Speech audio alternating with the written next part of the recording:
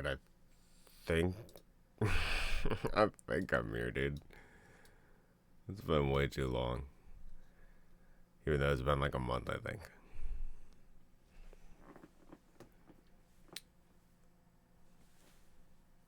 Okay.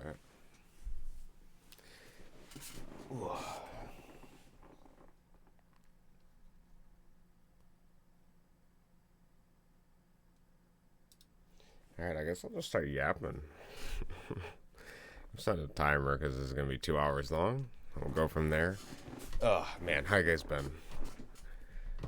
How are you? What's up? How's life? Actually, I don't need to see who's in here. I can talk to myself for quite a while. Okay. So, hello. It's been quite a bit. I did, yep, I fixed my thing here, so I should actually be getting status messages when, people say stuff. But,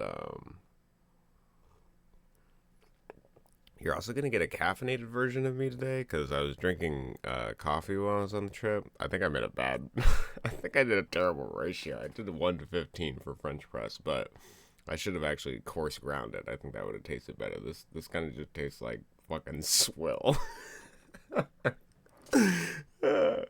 Okay. Yeah, I haven't drank like a lot of coffee in like many years. I've been avoiding caffeine quite a bit, just mainly because I was trying to focus on like recording dreams and stuff like that. But to be honest, most of the most vivid dreams I have are often the result of being woken up early or falling asleep again for like a second sleep in like a biphasic sleep cycle. Um, which is actually funny because I've read the studies that talk about when all fluorescent lights and artificial lights are removed, that people do naturally sleep in like biphasic sleep cycles, that humans naturally will sleep for like, I don't know, what do they say, like 6 hours, and then they wake up for like 1 to 2, like before the sun comes up, and then they fall asleep again.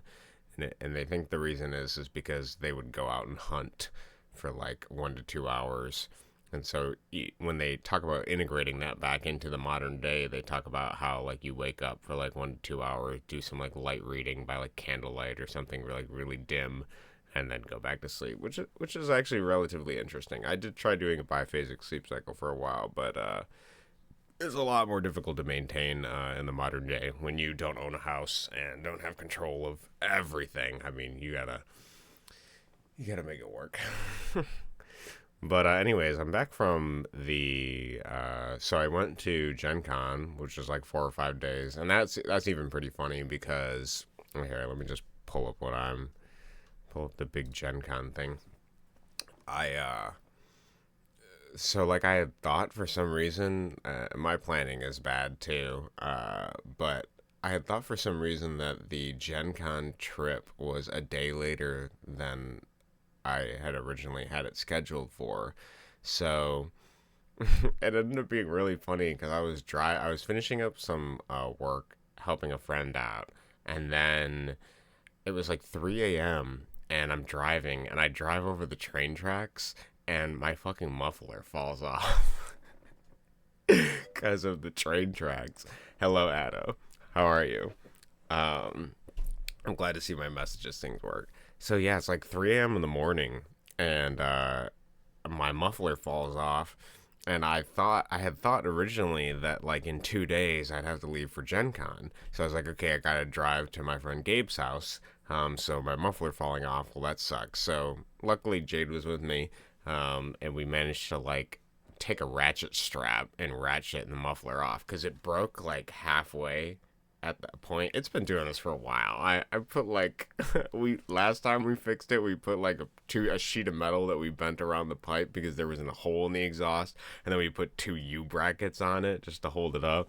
I was actually debating on putting like a Campbell's soup can like around it, just cutting the Campbell's soup can, cutting the end of it, and then wrapping it around the pipe. That's probably something that would have worked. Anyways, all this happens, and it's like 3, 4 a.m. in the morning, and I message Gabe, and I'm like, "Yo, man, I got a problem. I need to figure out like a car situation because my muffler fell off, and he's like, "Oh, okay." And then he's like, Gen Con, we're leaving for tomorrow, right? I'm like, tomorrow? I thought we had 2 days because I still had to finish the rules for our board game because I was making a new rule sheet to update it to the latest version. Because over the course of doing insular playtests with our group, we hadn't updated the rules to be like more simple, and we had 4 playtests, 2 hours apiece, scheduled with 6 random players. So I was like, okay, well, all of the people we've been playtesting with, they know the rules, so it's gonna be like a it's gonna be a problem because I need to get it done. And so he tells me like, oh yeah, no, it's actually the day. It's like we're actually leaving like today, basically. Like you need to get this shit done. And I'm like, oh my god. I was like, okay. So I ended up staying up till like I finally got back to the office. I went to my parents, dropped off the car because I was luckily closer to there than I was to the studio, and Jay drove me back, and then Gabe said he could pick me up the following day at like 12. So I was like, okay. So I was up to like 7 or 8 a.m. making this rule sheet, printing them off, making sure I had it all ready, and that actually worked out. We ended up getting everything. I didn't get all the food prep that I had wanted to because I wanted to get more food prep, but I had enough stuff generally to make kind of what I wanted. So when Gabe got there, we went to the store, and I bought a couple of things, and I was able to make shakshuka like the entire trip. And I was actually thinking of doing a video on that soon of like how to eat frugally at like a convention, because a lot of the food at the convention is very expensive. They actually so this is the Lucas Oil Stadium. This is half of the convention. The other half of the convention is like in the Indiana Convention Center. Which is huge too. There's so many rooms. It's crazy. It's not even half, like, me calling it half is not necessarily true because even all the hotels had the con in it, like the Marriotts and everything had like the consignment hall, other rooms for like RPGs and things like that. Um, Warm. I will probably go. Godification. No problem, Addo. Thank you for stopping in. Sorry, I saw your messages, but I didn't want to interrupt my train of thought. Enjoy your vacation and have a good time. So, yeah, this convention is huge, dude. It was so much bigger than I expected. I have not seen that many people in such a long time, which is crazy. And you can even see here, like, I did a magic tournament at one of the days later in the day, like down here, and it's just table after table after table filled with people. It's insane. It really is the hugest board game convention. Down here, there was an Artemis game, which we played a couple of rounds of. If you don't know what Artemis is, it's this space bridge simulator where each person takes the role of like of a worker on the space bridge of like a Star Trek ship, basically. So I got to play engineer, which means that I could control all the power and energy to everything, which was actually really enjoyable because I got to, like, if I didn't like, for example, the captain kept using too much warp and gas, so I could drop the like warp drive down, and he couldn't use warp and waste all of our gas essentially. If weapons was being annoying, I could like lower the power going to them, and which would reduce the speed that they could load torpedoes and things into the missile chambers. And it was also really beneficial because I noticed our group kept like front loading a lot of damage, so I could reduce all of the rear shield to like no power, and then increase all of the front shield to like maximum, like extra power. And then each of the things that you attribute power to has a heat element to it, so it can overheat and then ruin the system if you don't add enough coolant, and there's a limited amount of coolant to go around. So it's a lot of managing of different resources. It was pretty interesting. And then I got to play weapons after that, and then we had a way worse pilot for that one, but I can get into that another day. It was just a really interesting. We played like I think 2 hours of that. That was really cool. Yes, heat. Yeah, it doesn't feel hot in the studio, luckily, but I'm sure it feels hot outside. As you can see, I'm wearing a sweatshirt. So, how are you, Jazz? How's life? How are you doing? So yeah, that was just some of the stuff at Gen Con. It was really I was impressed, and it was like kind of overwhelming at first to see how big this actual convention was. I was not expecting as many people. Life be living. That's true. Life do be living. I also wanted to talk about some of the games we played there. So this is one of the halls. As you can see, they have like all these numbers overhead of this giant exhibit hall that shows you like where all the vendors are, and there's just people after people. I got a couple pictures. There's a better one that kind of goes more and more back of just like every one of these booths. And the coolest thing about the booth, dude, is you could walk up to any of these booths and they have like the demos, very short, concise versions of the games that you can buy.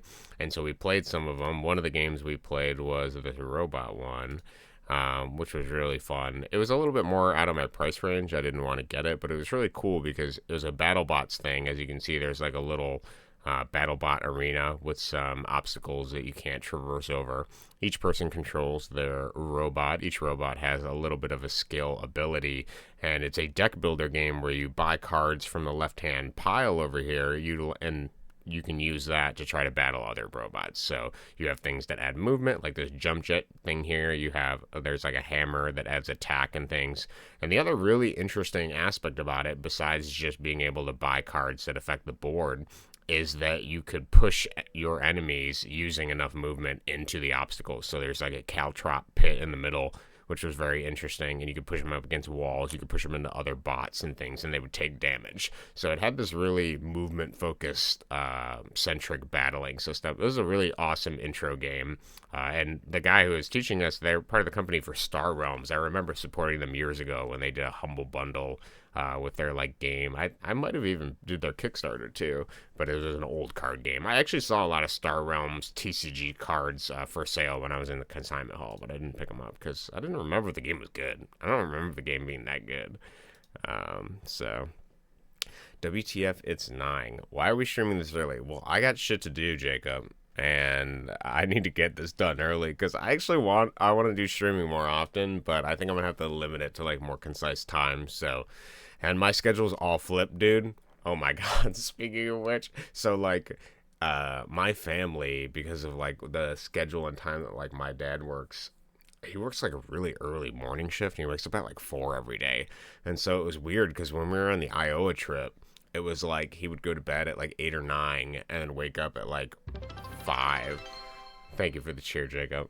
He would wake up at like 4 or 5 and then start like putzing around. And we're all in a motorhome, so you can hear everything basically. And there's 6 of us, 6 including me. So it's just like, you know, it was like, all right, well, I'm going to conform to the new schedule now. I got up at like not too long ago, today, but still.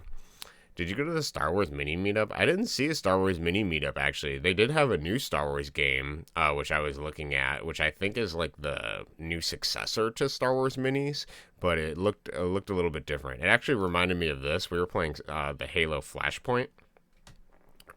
It kind of reminded me a little bit of that. I think it was called like Star Wars Imperium, or I don't know. I have to look at the thing again. And also, X-Wing is like dead too. I didn't realize that they don't really do much stuff for X-Wing. What was cool about GenCon though is there's pretty much a group for everything, even dead games. Like you could pick up any old trading card game, any old anything, and there would be somebody on some day playing it with a group of people. I mean, I guess that's just the nature of having 100,000 people attend an event, and all these people liking different stuff. But like, dude, if I wanted to go play like a game of Wyvern, I could like build a deck and go play it. It might be Shatterpoint. I don't know. Maybe it is Shatterpoint. But you could just straight up like any game, dude. Even like the most esoteric RPG, you could find like a group of people that wanted to play it. Like my friend Jason, for example, there were some guys that were talking on Reddit about how they wanted to play like a Delta Green game, but they couldn't get into like another group playing Delta Green. And so Jason was like, oh, well, I'll host it. Like, just meet up. So he messaged him on Reddit and was like, here's what you need, whatever. And then they showed up, and then they did like hours of a Delta Green game. It was pretty funny. It was pretty interesting. Yeah, X-Wing is dead. Yeah, it is so dead. Also, another one of the games we played. So we played Tales of Arabian Nights. It's a game that my friend Gabe has been looking for forever. He wanted a personal copy of it, and we were stalking the consignment hall each day, because consignment hall is basically like people can sell their used board games. What the cool thing about it is, besides there's like a ton of people constantly moving through it, is that you can the prices of the games go down by the day, but obviously, like, you know, if somebody buys it, then you can't get it. So like Friday has a price. Well, it's Thursday has a price, Friday has a price, Saturday has a price, and Saturday being the lowest and I ended up picking up this copy. We did find two copies of Tales of Arabian Nights, but this is like a $200 board game. It's really hard to find. I got it for $50 for them because I saw it and I was like, dude, finally. And this game was pretty fun. I don't know if you can see it here, but I ended up getting multiple pilgrimages. My base quest was purchase slave because some market guy had given me a slave, and you can actually choose to either give the slave after you purchase it to the market, which like I was over here most of the game, and then the slave market was like all the way over here because other players get to place it. And I ended up getting multiple on pilgrimages, which ended up increasing my skill levels. So I have obviously a mastery in magic, piety, and wisdom here, which was pretty entertaining. Because then, okay, how do I explain this? So you start in Baghdad, right? And the whole course of the game, you have your quests that you got to do, right? And your goal is to get, you can see along this edge here, you have like 20 destiny points and then 20 story points, right? And the way we were playing is we were just doing the total of both has to equal 20. So for most of the game, I was at 0 destiny, okay? And the problem is when you get an on pilgrimage card, you like lose destiny. Like I kept getting hurt, I got crippled, you can see down here, and all that stuff. And I had to keep going on pilgrimages. Well, when you go on a pilgrimage, you have to place it 3 spaces away from Mecca. And so like Mecca was down here, and I was basically placing all of these pilgrimages over here. I managed to get multiples. And when you get in a pilgrimage, you have to encounter some like random place, and then you have to go to the pilgrimage, like go to it, and then you gotta go to Mecca, and then you gotta go to after you do that, you acquire the status or whatever benefit it is, which is like some destiny points, I think. Yeah, destiny points, story point, and then you receive piety 1 level higher than you have it now. And then, yeah, you remove the destination marker. So anyways, I did that, and I actually ended up getting way farther on the board. But all the negative effects that were hurting me, like, happened in the beginning when I had no destiny points. So that ended up working in my favor. Then when I got to the purchase slave thing, I finally got over here. I didn't realize that if you choose to keep the slave, which I did, you get the marriage effect, which you would think would be good. But the problem with the marriage effect is okay, you get some benefits. Awesome. But whenever you enter another city, you have to return to the home destination city, which was annoying because I had pilgrimages that required me to go to Mecca, which means I can't hit any other city, and then I have to go immediately back to my wife. But then when you go back to your wife, you have to roll to see if you have children, and that causes other things. But I ended up getting crippled out here. I turned into a vizier, and I ended up winning the game. It was a really fun game. Very, very interesting. It's a weird game, though, because how it works, the encounters, each encounter has a number. You have a reference book where you determine the number, and then you have a giant book of all the tales, essentially. And the tales are like little short stories that sometimes utilize skills, sometimes not. But you get to choose your encounter reaction choices. So, like, if you're coming up against, like, a mugger or something, you can choose to, like, follow him, hire him, rob him. There's, like, each situation has a different thing. No, dude, it is not that complicated, I promise. It's a very, very simple game. What makes it simple is, like, usually you encounter something, you get one of the letters to choose. Somebody looks up what the letter matrix is, and then they get to choose, like, okay, well, what do I want to do? Well, my skills are piety, so, like, in this case, this was, like, the winning part of the game. I had encountered the Valley of Dogs, which were a bunch of dogs that were trying to attack me. And so I had some options. And obviously, since I have a mastery in piety, I chose, well, I'm going to pray, since what else can I do but ask, I'm going to pray. That seems like the best action because of my skills. I have wisdom, magic, and piety maxed out. And when you have a skill maxed out, if the story before it or the story after it has any of those skills in it, then you can change to use one of those that uses your skill. So thank you, Jacob. You'll stick to Monopoly. I promise this is really easy, and it was pretty interesting. I don't think it's like a $200 game. I'm kind of annoyed with the way the chips are because each of these are a separate chip. I wish it was just like a bar that you could add like little tokens on top of or something. I think that would be easier. This book is also unnecessary. They have a companion app that you can use so that you can just look up the story matrices without having to do all this like cross-referencing bullshit. But it was an interesting game. Very funny. It builds an interesting story. And we also played this game. Dude, I was falling asleep during the instructions to this game. I felt so bad. It was like near the end of the game. near the end of the day. I think it was like Saturday or something like that. But it was kind of an interesting game. You build animals, and then you choose whether you want them to be like a carnivore or an herbivore, and then you have population for them. They have a power level, and you have to like defeat other people's like evolution of animals. I kept building stupid stuff. I kept doing plated, and like scavenging, so people couldn't attack me because of my defense, but I couldn't get enough food to feed them because there's a limited amount of food in the center of the map. I don't know if the leopard does anything. I don't know why that token was there. It didn't seem like it did anything, but the game is called Nature. It was pretty cool, pretty neat.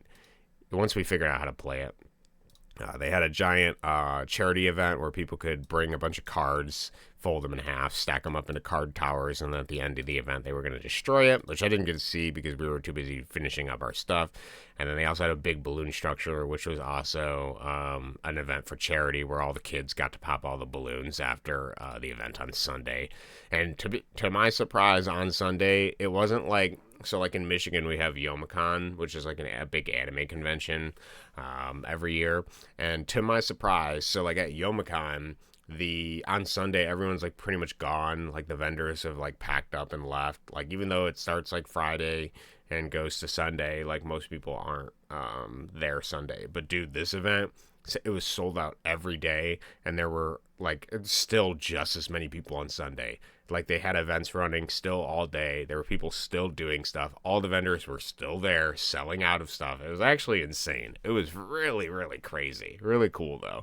I was amazed at how big GenCon was. I'm very excited to go next year. We also did our play test. Here's an example of the play test. That's Gabe, and here's me. We had our groups. Those were very enjoyable. I have a little write-up of how the play test went. I forgot to talk about this too. We played a game called like Wizard Miners. It was like a recently Kickstarter game. They earned, I think it was like $15,000 on Kickstarter. And the best thing about this game though, okay, dude. So we go talk to the guy. Wait, I gotta wear my hat. He gave us a hat for a reason, dude. Gotta wear this wizard hat. They were very funny. So anyways, we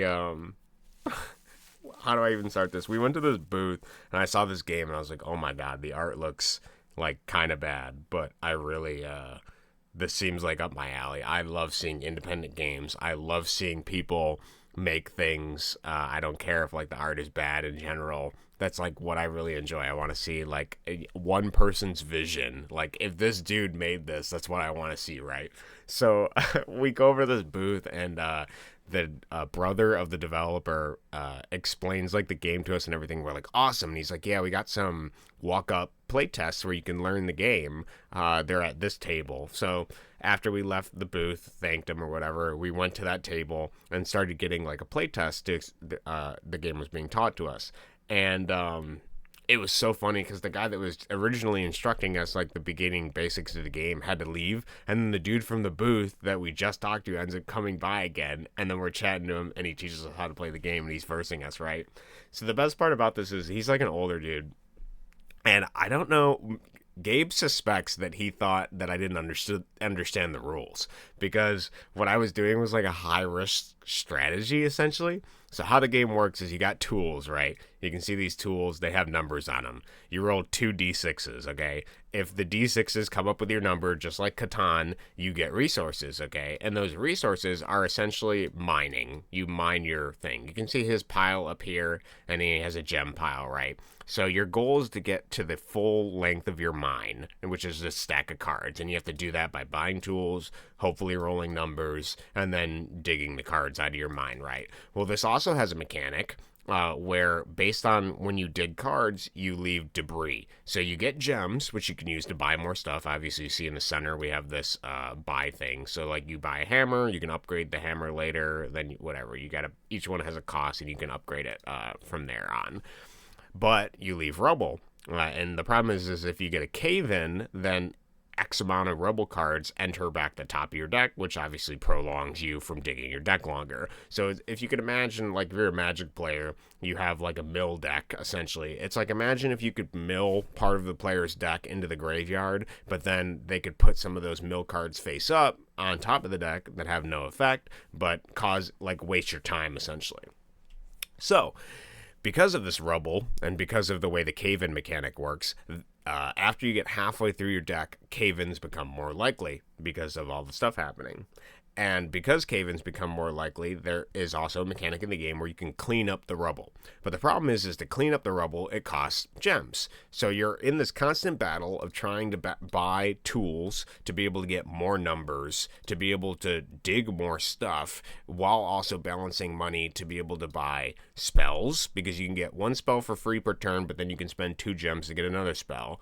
Or you can use it to buy things like dynamite to increase the odds of having a cave-in on your opponent and make the effects worse. Like, money is just way too useful, right? So what my strategy was is I was just going to ignore the cleanup, right? Because how it ends up working is the cave-in is a 1 in 6 chance for a cave-in to even happen. And then you have to roll the die again, and on a 6, that causes like all of the cards in your rubble pile to go on top of your deck, okay? Which is obviously very horrible. And then dynamite increases the damage from the cave-in, obviously. So at 2 gems per dynamite, it increases the number you would roll by 1. So if theoretically you had 5 dynamite on you, and then you got a cave-in, then you're going to put all of the gems back into the top of your pile, right? But by the time cave-ins become more likely, that's halfway through the deck. Halfway through the deck is 21 cards left in the deck. And I was like, man, so my goal should be to play a high-risk strategy is to try and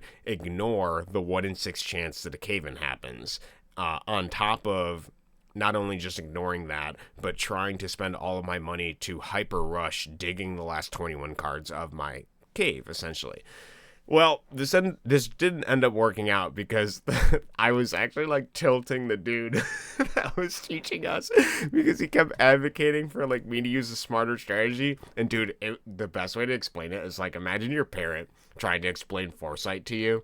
Like this is going to be bad if you leave it, if you don't like deal with it right now. Like, this is actually going to be horrible if you don't sit down and like take care of this problem that's growing. Like, you have like a drug addiction or something and they're trying to get you into rehab early. That's exactly like the tone he was taking when he was explaining this to me. And I think he just didn't understand that I understood the ramification of what was happening, but I was hoping through Lady Luck that I could outpace everyone and then get like my gem pile, depleted before that could happen.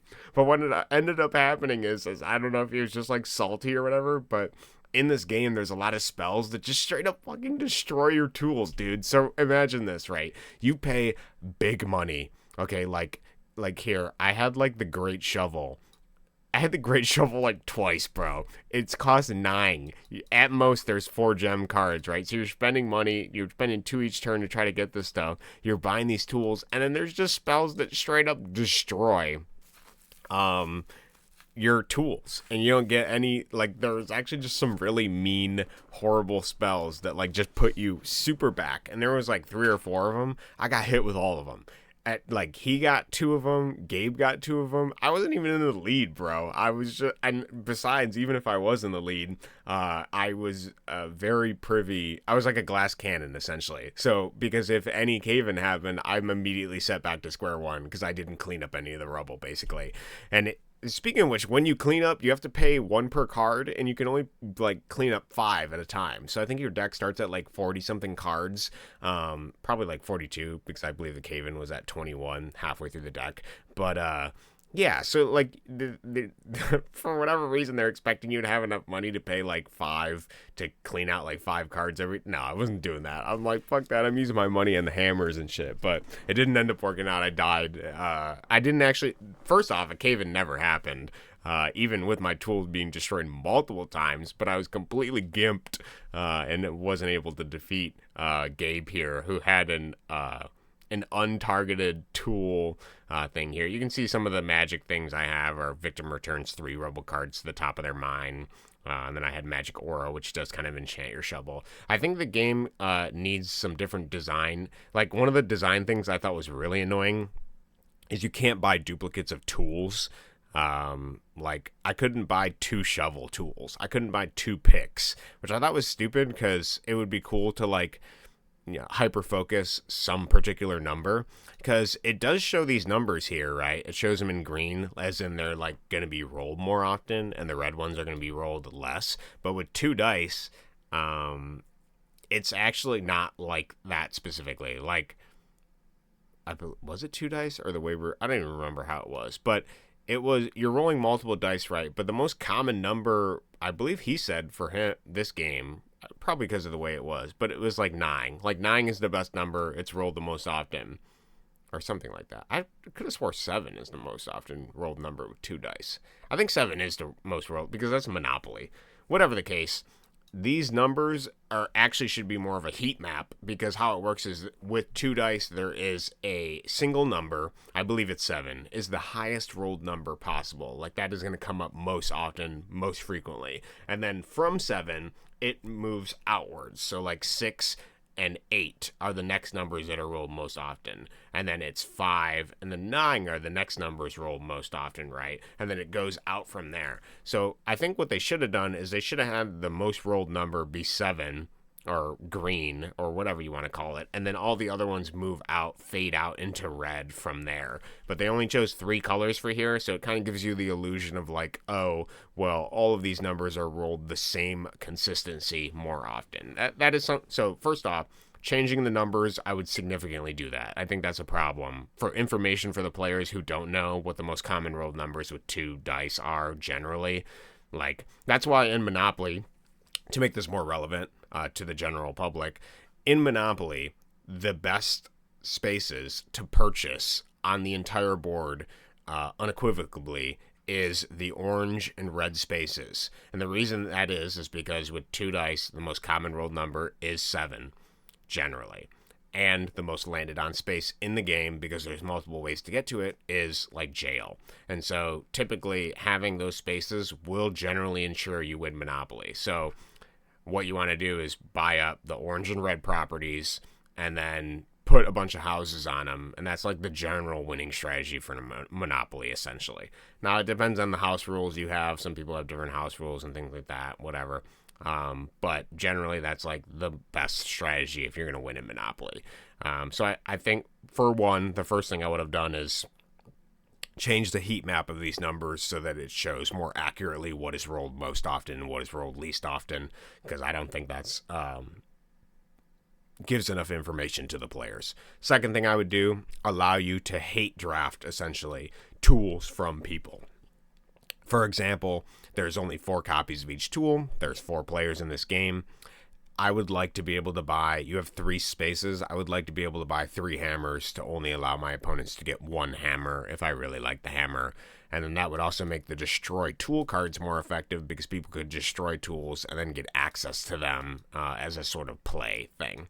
There was also some weird turn order resolution with the spells that was a little strange. I think it would have been more intuitive for spells to happen at any time during your turn rather than in a specific designated phase that felt awkward.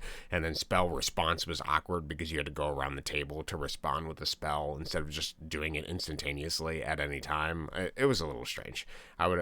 But, you know, it's the baby of one person. It's how this sort of thing works. The brainchild of one man making a game. So that's actually a long rant about some of the games we played. Not really a rant. We played a lot of interesting games. We also did the BattleTech pods, which was really fun. These are like these pods that you can go into, and you get 7 minutes of like a deathmatch game where you're in a pod, and the pod doesn't shake or anything, but it's got like a weird old glass monitor kind of thing. You got like a throttle, and you have that you can pull up and down. It makes you feel kind of like you're in a mech, but the people in front of us in line were like, oh, we want to play the Flea, which is like the worst BattleTech mech ever. It has like barely any guns. It's really fast. And she was like, I want to do a flea circus. And so we talked to the guys, and they're like, yeah, we'll do a flea circus. So all players did a flea circus, and we were just running around. And I asked them for the advanced controls too, because in the game, there's like a basic control method where like you're always turning like the direction you're facing, sort of thing. But you can actually do advanced controls where you can pivot the top of your mech body in any direction and keep moving. And so that's what I was doing, is I was kiting around people and then turning the body of the mech to face them while the legs were like going in a slower, larger arc. It was pretty fun, a little bit interesting to get used to, but that was pretty cool. So yep, we did our playtest. I talk about the playtest a little bit here. I can talk about them another time in more detail later when I talk more about the board game that we're developing. And then I was in Iowa and we visited a lot of caves, a lot of interesting rock formations. Obviously the stalactites and stalagmites. I don't have any picture. I've maybe got a couple pictures of columns and stuff. That's when they both meet. They create a column. Pretty simple. Random birds. A lot of pretty stuff. There's also some bugs I couldn't figure out what were. Like, I've never seen this. It kind of looked like an earwig or something. I was playing in the river and skipping rocks, and I'm like, what is this? There's some other weird bugs I've never seen before. And then, yeah, we were playing around in the caves and stuff like that. I did all the caves barefoot because I wanted to see if I could. They were very slippery. I don't know if I would recommend that generally, but that was a lot of fun. And then some of my stuff I got from GenCon was like some of the monster manuals. And then when I was in Iowa, I actually got these Norwegian fairy tale books, which are pretty interesting. But yeah, I think that's basically it for my stuff. Oh, and then I posted a preview that I haven't posted before for Jump Off the Bridge of this level here. I've actually had it in the background for a while. There's much more to it, but I didn't want to spoil too much, so I just give you the snippet here. Yeah, I think that's it. Did I get all my... Yeah, I'll stick to Monopoly. Okay. Got all the chat. Yeah, I spent a lot of time in Iowa actually working on like more board game mechanics. I don't want to spoil too much of that. I can show you some of the games I bought, I guess, at Gen Con. One of the ones I do want to mention, so that was kind of interesting. I haven't got a chance to play it yet. But it's called like Dark Tomb. And what I liked about it is when I was a kid, I actually tried making a game similar to this. It's this idea of the board is kind of random and grows over time. So I'll just show you a snippet of it. But I like some of the mechanics of it, and I thought it could be fun. So here's how it works. You have these cards, and then each card is like face down and flips over. And then you build the map, essentially, as you go. So you can see how that would work. I'm having a hard time figuring out where my where my arms are. And then each person has a general character that has stats like armor, movement, and then they have HP. It's a pretty simple game. What it was marketed as was a like quick dungeon, like 4-player dungeon crawler that you can do like before you get pizza sort of thing, which is kind of a gimmicky way to describe it. But I was like, you know what? Something I really want to do is I want to have some of these more shorthand games so that I can play them with my friends without too much investment. And there's like 3 packs for it. And I bought all 3 because I was like, yeah, we'll see if it's good. We'll play it. Each one has different missions, so they're like little tins. Pretty neat. I'll let you know if it's good when I try it. What really sold me was the guy talking about how he was helping the game developer fix the game. That was really funny to me. There was this guy there at the at the booth that was explaining the game, explaining how to play it, and then he was talking about how he was like, he spent all this time fixing the game because I guess they were friends or something. I don't remember how they met, but the developer was like, oh, tell me what you think of this game. And he was like, dude, this game sucks because of this reason. He's like, I can play it this way if I'm controlling this many characters. Because he was talking about this river section where you're on a boat and you slide down a river, essentially. And he's like, mechanically, it's not interesting enough because I can easily like evade all of these movement options and things like that because of the way it is. He was talking about how he had this really annoying spawn where there was a monster inside of a cage that was locked that he couldn't get through.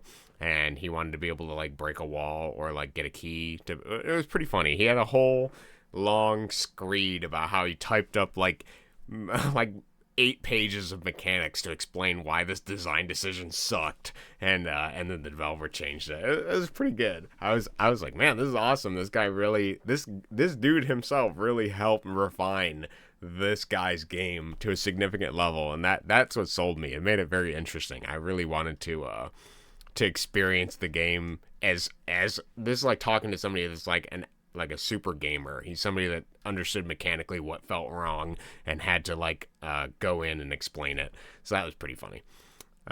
So yeah, that was it. That's basically I spent a lot of time in the woods and also with a bunch of people. I also got a bunch of books Like I said, I wanted to collect a bunch of monster manuals because I have a bunch of mythology books in my collection now. Um, Here, I have one right here. I bought.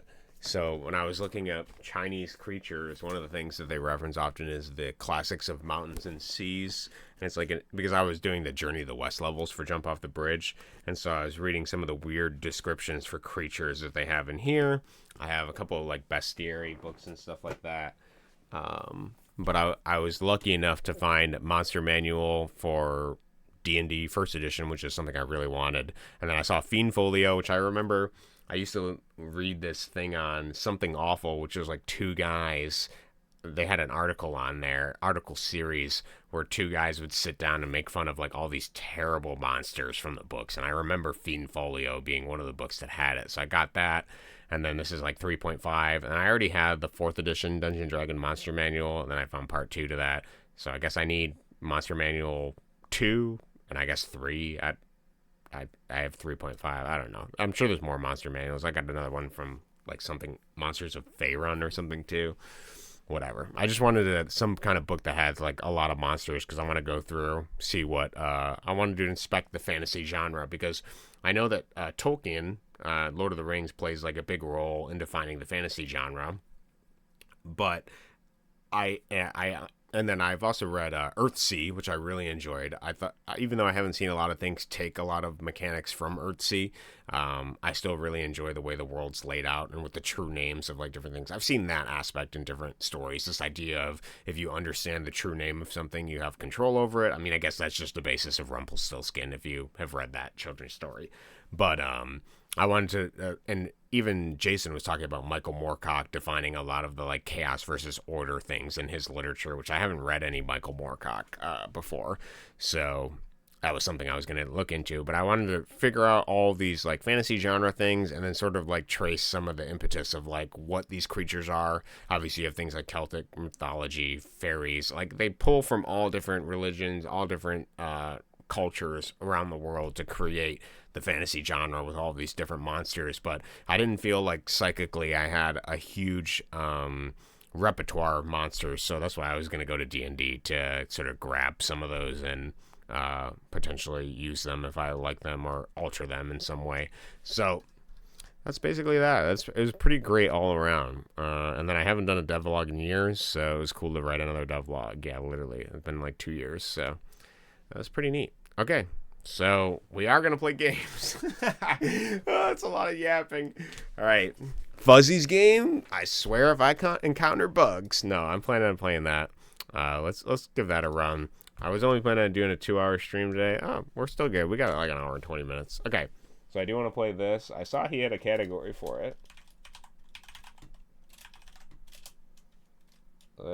No lake.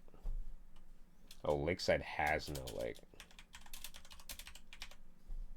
There we go. 0 followers. Let's go, baby. Brand new. Let's check the store page. Okay, no user reviews. I also wanted to mention last time, and it's been like a month, but I played Jumping Steve, and I'm going to come back to that probably next stream, because he's been updating it, dude. He responded to my messages. I'm like, awesome. He played my game. Thank you, Steve. Great. I can't wait to get into the achievements. Hey, Brent, how are you, dude? What is up? It's been a while. Yeah, bro, I need to do a stream. I've been getting rusty. I don't even know how to stream anymore. I'm losing it, man. But no, man, how are you? I was just catching everyone up with my my devlog here. I did a devlog where I talked about going to GenCon, playing board games, testing our board game at the convention, which was awesome, great. I'll probably go into the playtest in much more detail at a different point. And then we went to Iowa, so I got to spend some time there, designing board games, getting monster manuals, crawling in caves barefoot. It was pretty good. But now we're gonna play Fzzy's new game. I expect it to be short. Today is my first day of 3 weeks holidays, so I'm hoping to do a lot of programming. That's awesome to hear, man. Yeah, dude. Wait, what holiday are you on right now? Yo, you're making a board game? How cool is that? Yeah, so I'm not going to go into like too much detail for the board game, but what we did is at Gen Con, it's like a huge board gaming convention, right? So they have this thing called double exposure hull, which is board game designers can request specific target markets. Like you can be like, oh, I want a mixed group of people, or I want like all women, or I want like people of this age group. If you have like a children's game you want to test, whatever it is, it doesn't matter. But you pay them, you get X amount of slots. We got 4 slots. They were 2 hours a piece, and then they were 6 people. And they fill up fast. You can get a ton of people for this stuff. So we did the play test because I guess to make a long story short, what ended up happening is like a year or two ago, I was making liver and onions with my friend Gabe, and I had this idea because originally one of my driving factors of buying a 3D printer was to eventually make board games with it, because I thought, man, this is a really cool device, and if I like learn how to do more 3D modeling, I can make like a board game, an interesting board game with like unique pieces. I always think back to my childhood of like Mousetrap, which was not a very fun game. It's barely even a game. It's more like a Rube Goldberg like fancy machine than it is a game, basically. But I remember that. I remember the pieces looking cool, and I thought, awesome, 3D printers are kind of like the avenue for like creative people making like, and I don't know if it's necessarily going to be more manufacturable because you have to print everything, and printing takes time, and you have to get more printer, whatever, all of that, unless you can get the pieces injection molding, depending on how you design them, all that bullshit. But that's one of my reasons for I bought the 3D printer with my friend, my cousin Drew, friend and cousin Drew, and we both went in on it. We got it. We got a Prusa Mark III, I believe it is, and but I never had the engineering or technical skill to sort of do what I want. So I was talking about this with Gabe, since he's been like 3D printing a lot of stuff, and he's like super into it. And we do a book club together, and then we go to like a biannual camping trip with family and friends as well, called Men's Weekend, which is no girls allowed, obviously, because it's Men's Weekend. But where all the guys go up to just like shoot and drink and talk shit, basically. But so we were before every book club, we do liver and onions. I was talking about this and how I had some ideas, and he was like, oh, that's actually like a really cool engineering problem that like he wanted to solve. And sure as shit, he ends up solving the problem that I had with trying to make stuff. And then I was like, oh my God, well, guys, weekend's coming up. Like, let me try to whip together a game, and then we'll do like a prototype, and then we can test it, right? So he does the thing. We ended up like whipping up a prototype, and then we played the game, and everyone fucking loved it, dude. They thought it was awesome. Like, all of our friends were like, dude, this is great. Like, they're like, you got to get this patented or whatever. So we like looked into patent stuff. The problem is you can't like patent the mechanics that we have. I'll go into that more detail later, but it's something that's existed throughout time. This idea of like friction fitting, that's not patentable, as well as even like modular dice is something that's not patentable. So anyways, we did this thing, and it's kind of been sitting on the back burner because we've been playtesting it insularly with our groups over the last like year. We've done a couple playtests, refined the game, refined some of the rules, refined some of the mechanics, and then we were like, okay, well, we want to go to GenCon, see what the public market thinks of it, because like it's cool that our friends find it awesome. I'm very appreciative of their opinion and stuff, but they're also like not the general public. Like, who knows if this is something that has like widespread whatever. And then we went to GenCon and playtested it, and the playtests went fucking amazing, dude. They went so good. Basically, after the playtest that we did, even the worst one, which I do talk about here, the worst playtest, I have a pretty in-depth read on it, but even after the worst playtest, we were like, dude, this is actually marketable. We can make this work. So now we're trying to plan to do like to figure out the logistics of manufacturing, refine the game even more, try to do a Kickstarter, and then get to Gen Con in 2 years to get a booth and sell the game. So that's kind of like where we're at here. So sorry, here I'll actually let me read all these. I know I'm missing them. So yes, you're on holiday now, dude. I hope you get more programming for that. How far are you on your game, by the way? I'm looking forward to the release, dude. I want to throw money at this game. Yes, Fzzy is a gold mine of cool games. Yeah, Fzzy has a lot of cool games. I'm excited to see what he has next here.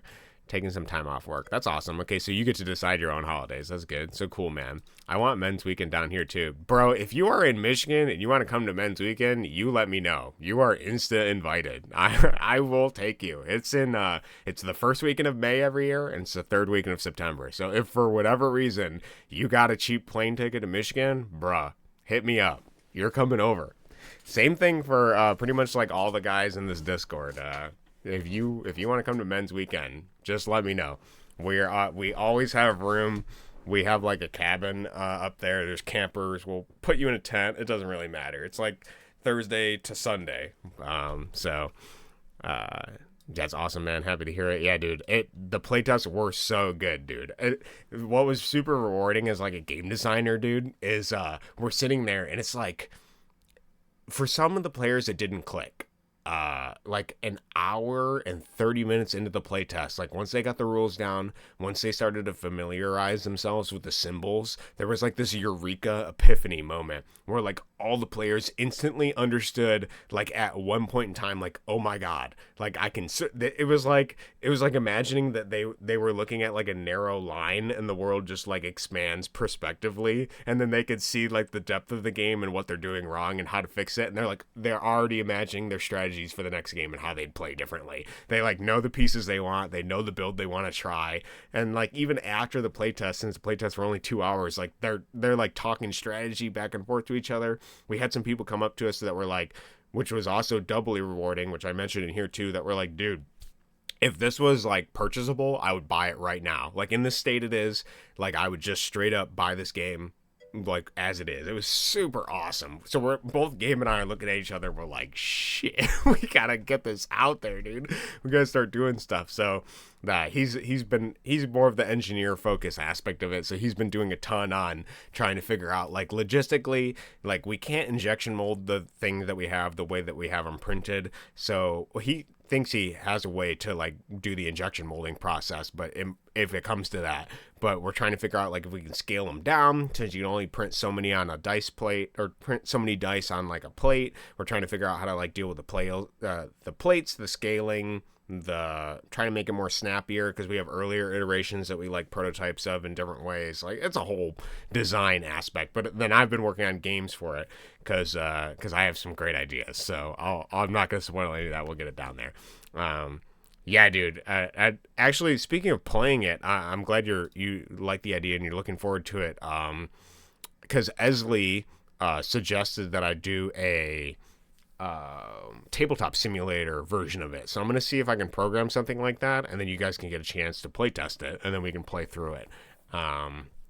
So I'll hit you up if and when I figure that out. I tried looking into it a little bit already, and I'm not entirely sure how to do it. I think I need more work to figure that out. But and then I'm going to focus on Jump Off the Bridge soon too.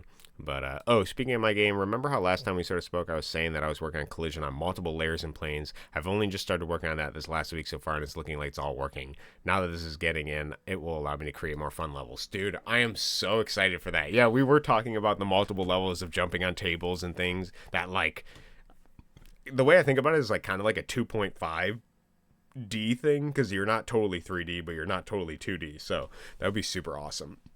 Oh, dude, I would totally play test it. Dude, we will make the time zones work. I know it's like a weird timing thing. Actually, I was kind of on like a later schedule, but because of the Iowa trip and like my dad's really early schedule and us being in a motorhome, my schedule's flipped now back to what it was, where I'm like a morning person now. So whatever, we'll figure it out. If I gotta stay up late and just chug coffee, I do want to do something inside of Tabletop Sim so you guys can play it and see what we've been working on, because it's super cool.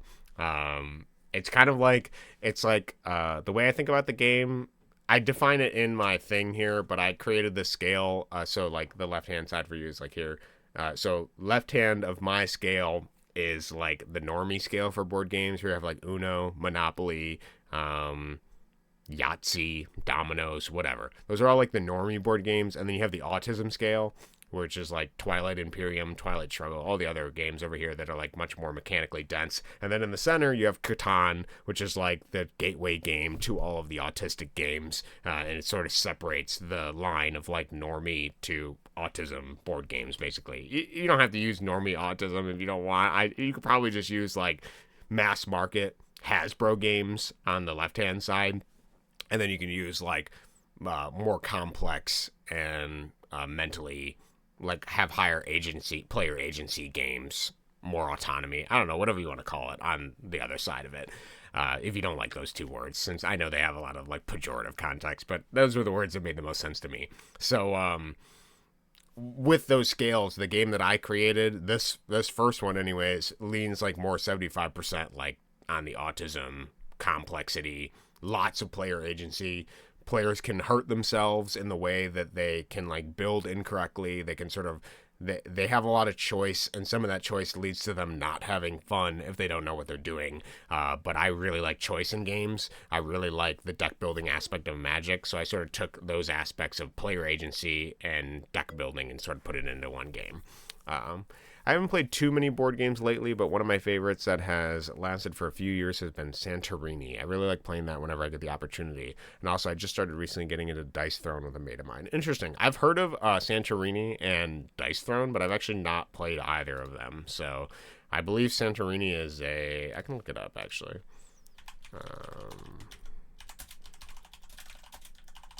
I've actually been reading this book I have. For a bit now. I think I have it up here. I have this super cool book, which is kind of like it's like a encyclopedia of like all board game mechanics. So they have them like listed out, and you can read like the examples of like bidding and auctioning and what they tried to set out to make like a book that is essentially an easy to look up encyclopedia of like all board game mechanics, strategies, like what they look like and stuff like that. That's actually really helped me with board game design, but it's also helped me with game design to see it. So that was pretty cool. So like some of these games that other people talk about are mentioned in the book, like, oh, this is a game that has an example of whatever thing. Yeah, it is a super cool source of knowledge for board game devs. I actually wish there was a similar thing, but for video game designers, but I think it would be much wider. Yes, I've seen Santorini. Yeah, okay. I've actually played this game before. My girlfriend's family has it. I've only played one game of it though. I do really like the visual structure and presentation of it. It makes it really neat. Yeah, I have played Santorini, and then I don't think I played Dice Throne though. Actually, can I just look it up in here? Dice Throne. Okay, I have seen this game, but I have not played it. Yeah, our game is like a dice game, but it's actually more akin to Dice Forge, which we actually just bought a copy of recently so that we could check our competitor here. But this is a game that uses the modularity of adding different plates onto dice and changes the outcome of the dice based on those plates. So I feel like Santorini is kind of like chess, where you try to plan your moves ahead to outweigh your opponent. Yeah, I can kind of see that. Actually, Santorini, I remember them having a Kickstarter, which I believe was very successful, and then it does have the feeling of like a mix between like a mass market game with like some more of the complexity and interest of like a more intense board game. I'm trying to think of like examples of it, but yeah, it does really have like a chess vibe to it. That's probably a pretty good way to describe it. I'll have to look more into Dice Throne, because I actually don't know that much about Dice Throne at all. I know it's like a dice game, and then you get custom dice. We were actually looking at Dragon Dice too when we were there, which I thought was actually pretty interesting. It's this interesting game that kind of reminds me of League of Legends with the lanes, because you got 3 lanes in like the base of League of Legends. I don't know if they'll show it here.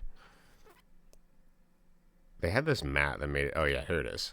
Yeah, it's literally like League of Legends. So each you have all these different dice. The thing I hate about these games though, and something I hate about deck builders, is that you get random cards in a collectible trading card pack. That's what I hate. I hate the randomness. I hate the gambling. I just want a set of whatever the fucking dice are, or the part. I don't want to have to like search for the rares to be able to fight my opponent. I hate that. I absolutely hate it. It drives me absolutely nuts. But in this game, you buy random packs. Each faction has different booster packs of dice, and then you get custom dice, and then you have to fight in 3 lanes, essentially rolling your like attack and effects and things like that. And your goal is to essentially be king of the hill of these 3 lanes based on the dice you attribute to it. Each die has like a cost for how much it costs to include in your army, similar to like Warhammer 40k. And then you have dice in reserve and things like that. There's dragons, whatever. It's a cool concept, but I hate the random element of it. I also really liked. I'm a super geek for trading card games, and Ward was a. Is it not on here? It has to be on here. I don't believe it. All right, we'll Google it. Since that'll come up. Yeah, there we go. 2023.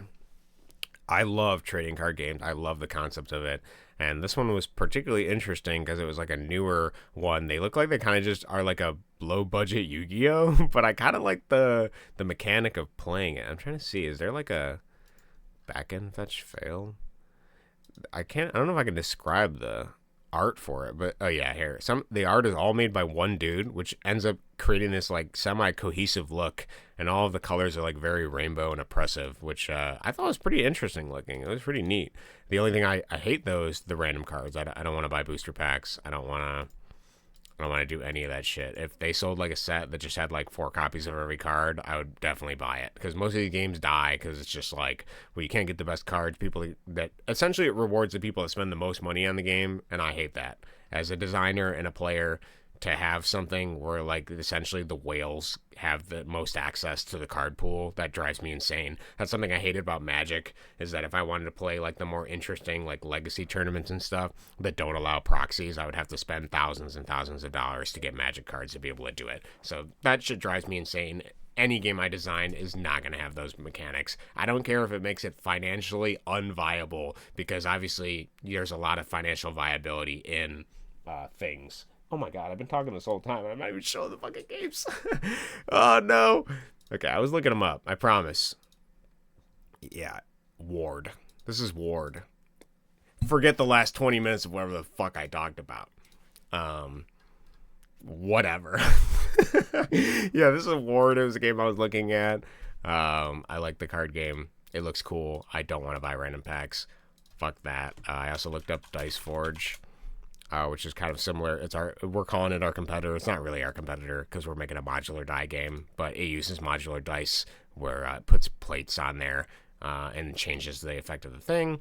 And I was looking up Santorini, which is what Brent was talking about, which is a game that was very popular. I believe it had a really successful Kickstarter, very visually appealing looking game. I've played it a few times. One time with my girlfriend's family. And then I was looking up Dice Throne, which I actually don't know a lot about. I'll have to look into that. But it does have different dice for players, and I believe that you do buy different packs of dice for each character or something like that. I'm clicking the wrong thing.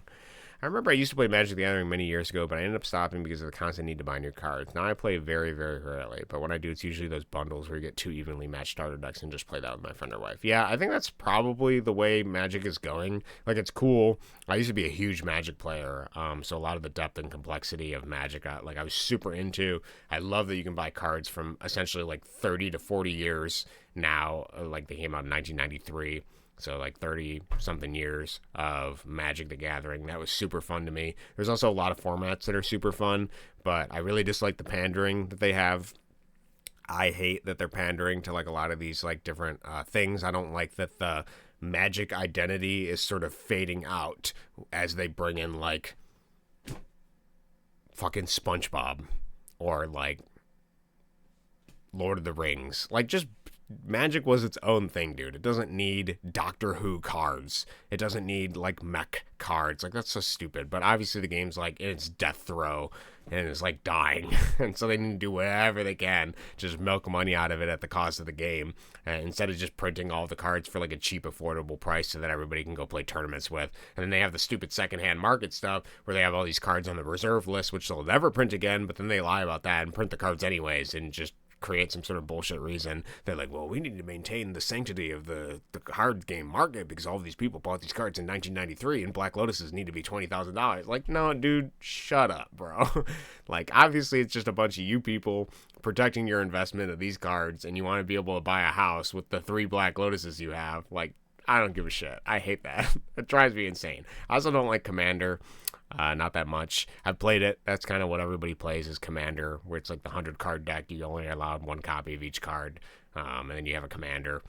I don't like that as much as standard constructed format because I like to have a consistent deck, more consistent anyways than Commander. And there's a lot of annoying interactions that happen in Commander, which some people find interesting, not me. I'm an old fogey, which is also a card in Magic, for those who haven't seen it. Old fogey, an unhinged card, which means it's from a set that isn't legal. I'm an old fogey.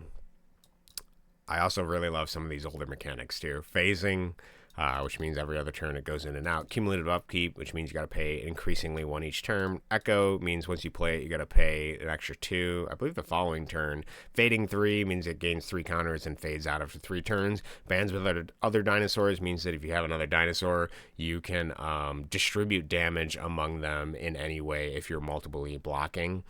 Protection from homirids, which means it cannot be targeted, affected, or dealt damage to by homirids. Snow-covered planeswalk, which means if they have a snow-covered plains, it is unblockable.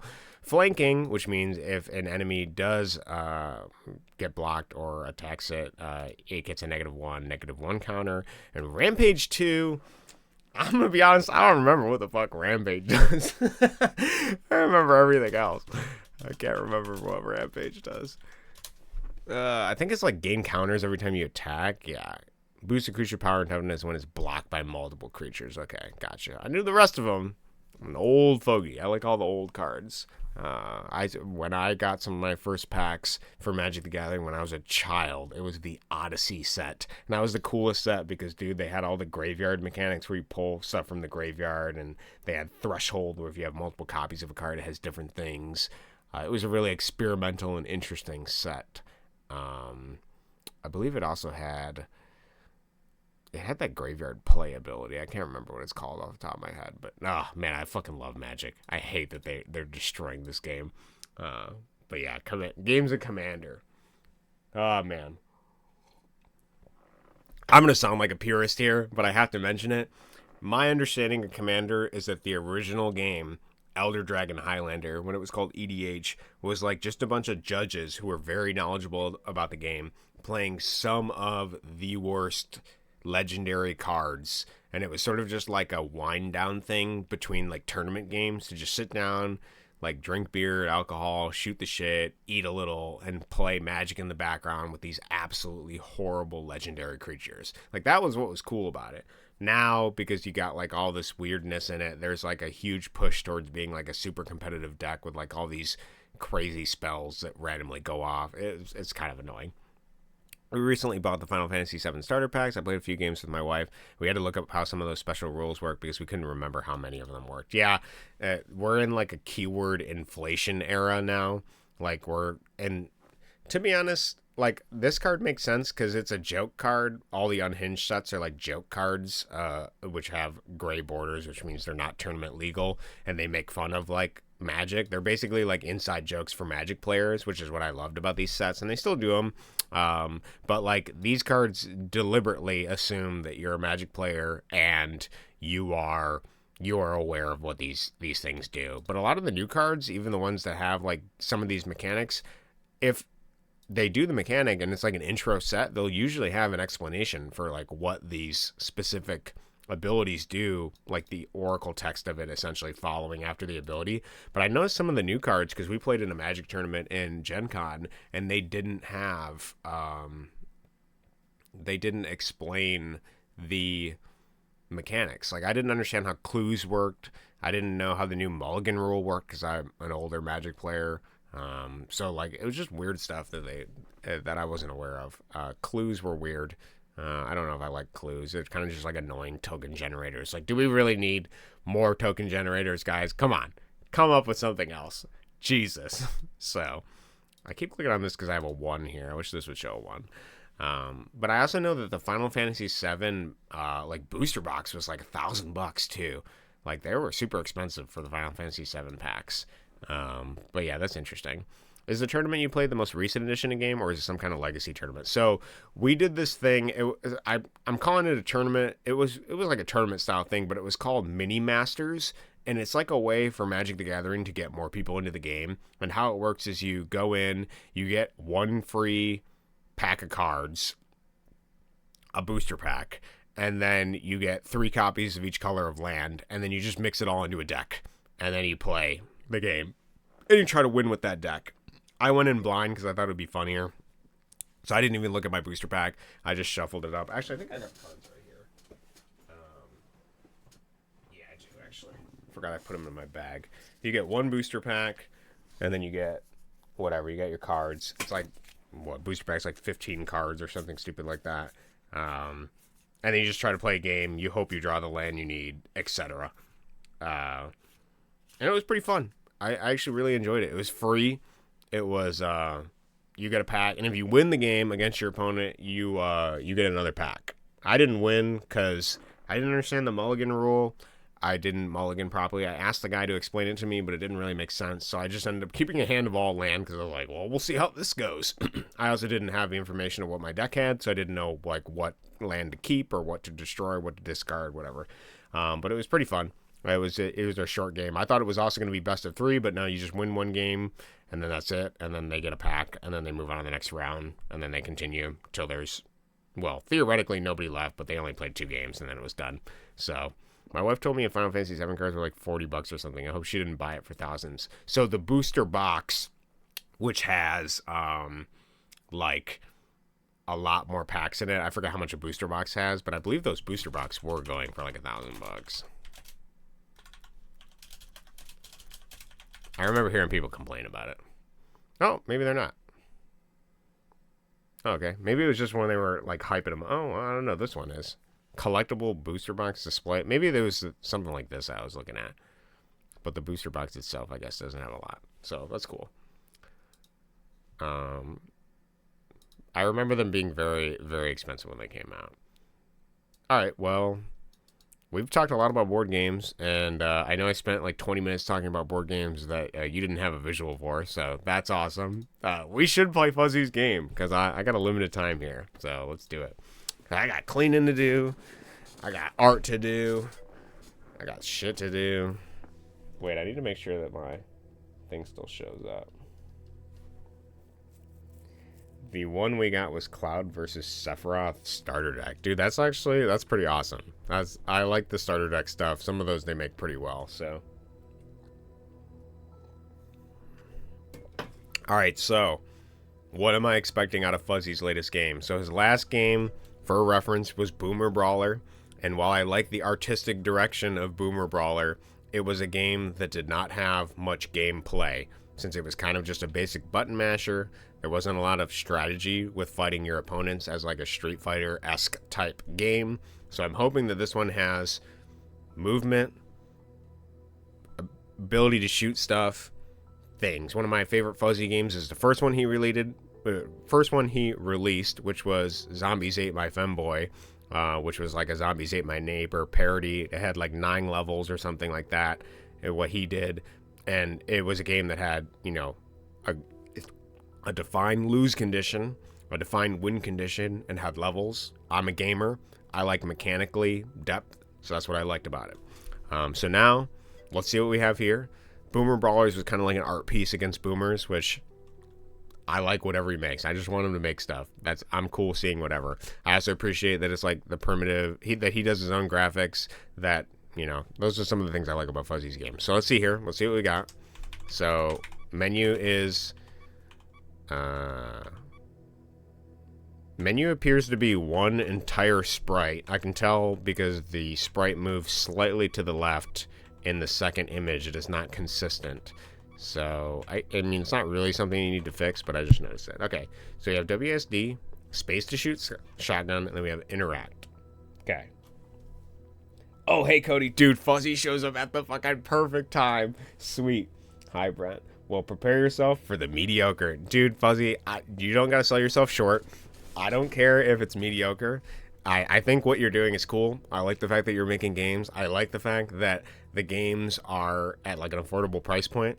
And I like that you're just doing them because you want to do them and you don't really care about other stuff. I know you're trying to aim for more marketability with some of these other things you're doing, but I appreciate seeing your projects, and it is inspiring to see you have these 3-month dev cycles and then do things each month. So... well, the important thing is to create. Yes, it is. Fzzy games are definitely unique and cool. That's what I like about it. Okay, wait. I need to make sure I want full screen to be off. Okay, because I want to be able to see your messages. Nice. We have this tiny ass window. My dude, let me resize it. Holy shit, I can't. All right, well, we're just going to have to do our best. Okay, I want you to see the full effort of Fzzy's artistic endeavor here. Also, it's a little weird to use mouse control for this stuff when the rest of the menu is this. Like, I don't know, whatever. Figure this out, Fzzy. Come on, man. All right, here we are. It's my truck. Gina and I have... Wow, that's a... Okay, we're into it. So, we know right now off the bat that Gina... I mean, we don't know who Gina is, but we know that we've done... And we've had intimate relations with her. Let's see, we got collision. The trees have an interesting hitbox. Oh, okay, interesting. It's a sign. Welcome to Lakeside. Home to the Lakeside Lake. Yeah, I like the tone. I like the moving of the brush. Nice, nice. We have lighting effects. Okay, I'm gonna milk every aspect of this. You better expect me to be in every corner. There is something wrong with the adults in the city. Don't worry, I am safe. I have my shotgun. I am hiding in the Johnson's old house in the woods. Stay out of town. Gina. I like the robot voice there. That sounds pretty creepy, but it also doesn't sound like something that I should trust either. Oh, Cody, is it possible to move your camera to the top left so it doesn't cover the dialogue? Yes, I can do that for you. I think I can. Oop. Of course. Here, how do I do this? This is my video. Gotta move both of these.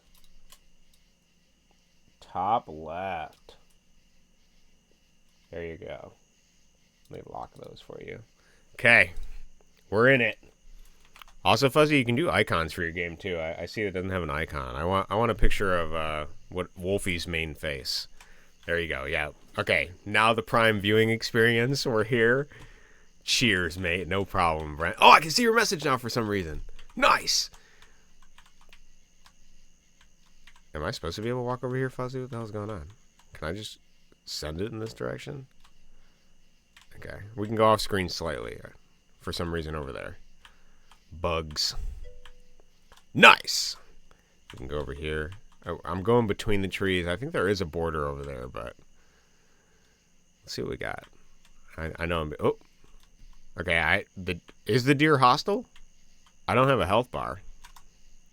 Oh, I can talk to it. It's Jane. Jane the doe. She's a cute little deer. Oh, ooh, ooh. It's nice to see her. Okay, well, I can shoot stuff too. Okay, I'm not going to kill Jane since she hasn't threatened me in any way. She seemed apprehensive about following me now that I've shot the shotgun. Never mind, she's getting the zoomies and can approach me. Is the dialogue the same? Okay. Okay, in our first playthrough, we're playing pacifist. We're not going to kill her. But I suspect in my future playthrough, I will be killing her. I see a monster. It looks scary, but it also hasn't killed me yet. Oh. Alright. Alright, we're in it again. Early death. I'm going to ignore the note. We'll see if that sequence breaks the game. Even the rocks move. That's a little weird. I wasn't expecting me to walk over a rock and for it to move. Lol, my internet is dying. It's okay. Okay. Wow, this game's actually harder than I thought. LOL. Alright, pacifist run. I'm not going to kill the monster. We'll see if that affects me later. I'm speedrunning it now. We got to get past the monster, so let's try to lure it in the bottom.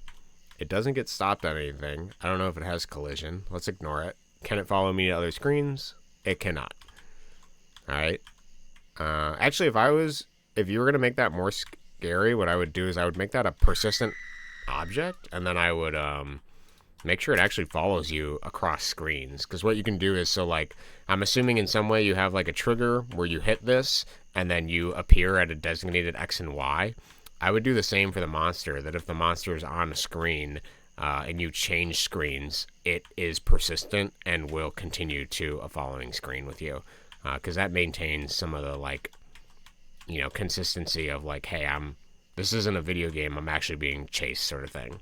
Just a future reference, maybe even an update for it. That's what I would do for that. Okay, there's another monster over here. I like the idea of doing a run where all the monsters are constantly following me and I have to survive. That seems interesting. Oh, I thought this was a wall I couldn't walk into. That's really weird. Okay. Oh, it's like a shelter or something. Interesting. Is there like a secret too? I feel like there's got to be secrets or something. Because they can go off the map on these sides here. Okay.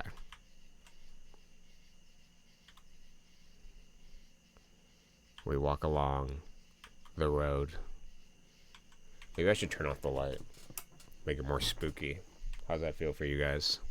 Does it feel creepier? There we go. We're getting in the mood here.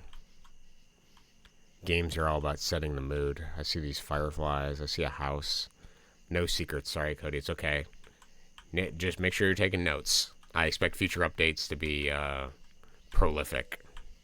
Morning Affliction Official. How are you? Is that Hammer's account? Doesn't he have Affliction Studios? Welcome, Hammer, if that is you. If not, welcome, Affliction.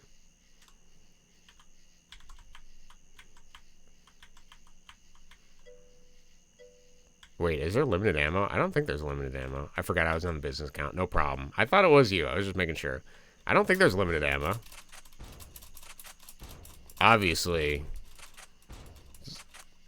Never mind. I was gonna make a joke about the femboy's capacity to hold ammo. Oh no, things are looking bad in here. I don't know what's happened in this house, but I'm gonna take out this fucking bookshelf.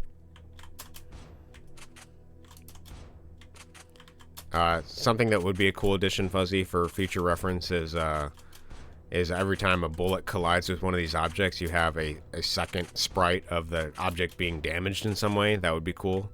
That would keep me immersed in this area. It's a fridge. No time for snack. Oh, wait. Can I interact with a bookshelf? I didn't think I could. Because I didn't see a little... Oh, I can. It's a bookcase. Look at all the books.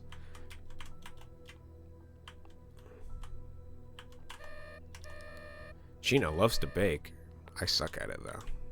Well, baking is a science. It's all about measuring. I can't look at myself in the mirror. Can I take a shit? It's a toilet. We wake up, we piss, repeat. Life is a prison.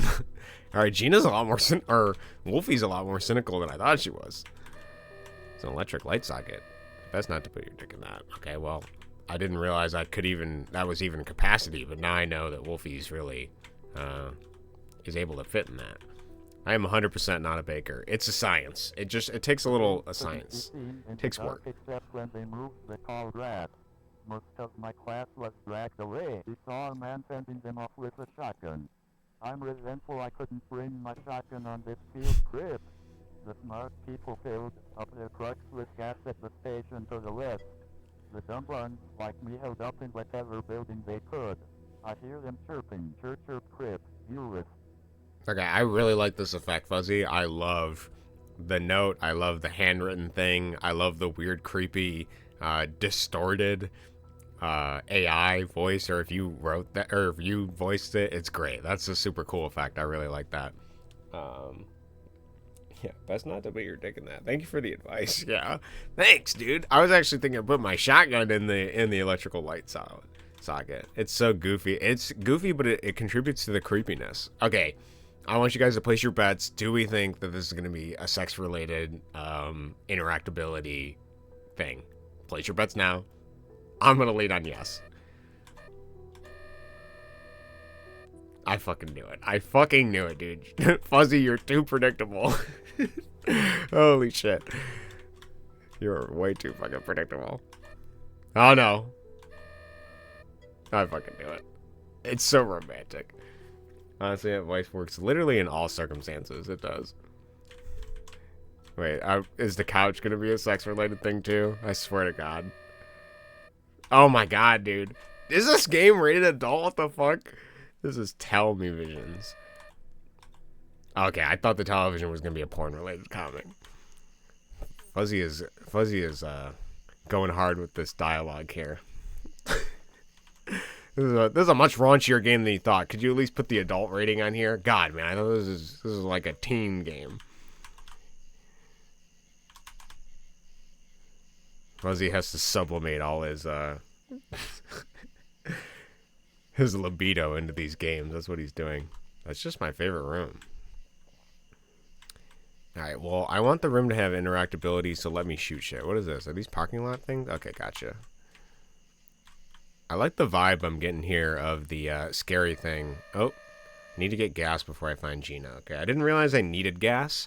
Perhaps like some explanation that like when you start you're out of gas. I didn't even realize I was out of gas. I sort of picked it up from the letter that we need gas, but I wasn't sure. When you submit a game to Steam, do you have to supply some kind of rating, or does Steam supply a rating? You don't technically have to supply a rating. If it's an adult game, you have to tag it as that, I believe. But you don't have to do like ESRB rating or anything like that. It does require for Germany that you take like a... Is it like a small test? I think it's a small questionnaire to make sure that your game is like fit for Germany. Because Germany has like much more obscenity laws. They don't allow images of like Nazi stuff, or that they don't like in Fallout 3 they didn't allow the little lamplight kids to be killed. They don't like violence against children and stuff like that. So the boulders are blocking the path. My last game was banned in Germany. The boomer shooter thing? So hold on, I gotta do work here. How do I ban this? I thought there was a way to ban it. Ban. Done. I don't need no cheap viewers. I'm all high quality content here. Okay. Looks like a landslide. Dude, you know what would be awesome? Is if I could shoot these. But yeah, because I had a Nazi flag. Yeah, figures. I want to just be able to blow up these rocks, Fzzy. Let me blow these rocks, man. You got so much other stuff that are being blown in here. You can't let me blow these rocks up? Come on, man. What the fuck? Let me use this gun, dude. Yeah, the best viewers are already here. Yeah, exactly, Brent. High quality. Yeah, everyone pat themselves on the back. Self-congratulate. All the high-quality viewers are here. Engaged. Ready to see Fzzy's art. His very horny art, mind you. Okay, I believe the note said something about to the west. So let's head along the path. Gotta blow those rocks harder than Gina. Yeah, exactly. Come on, man. All right, let's. I'm trying to do my pacifist run. Let's see if we can do this.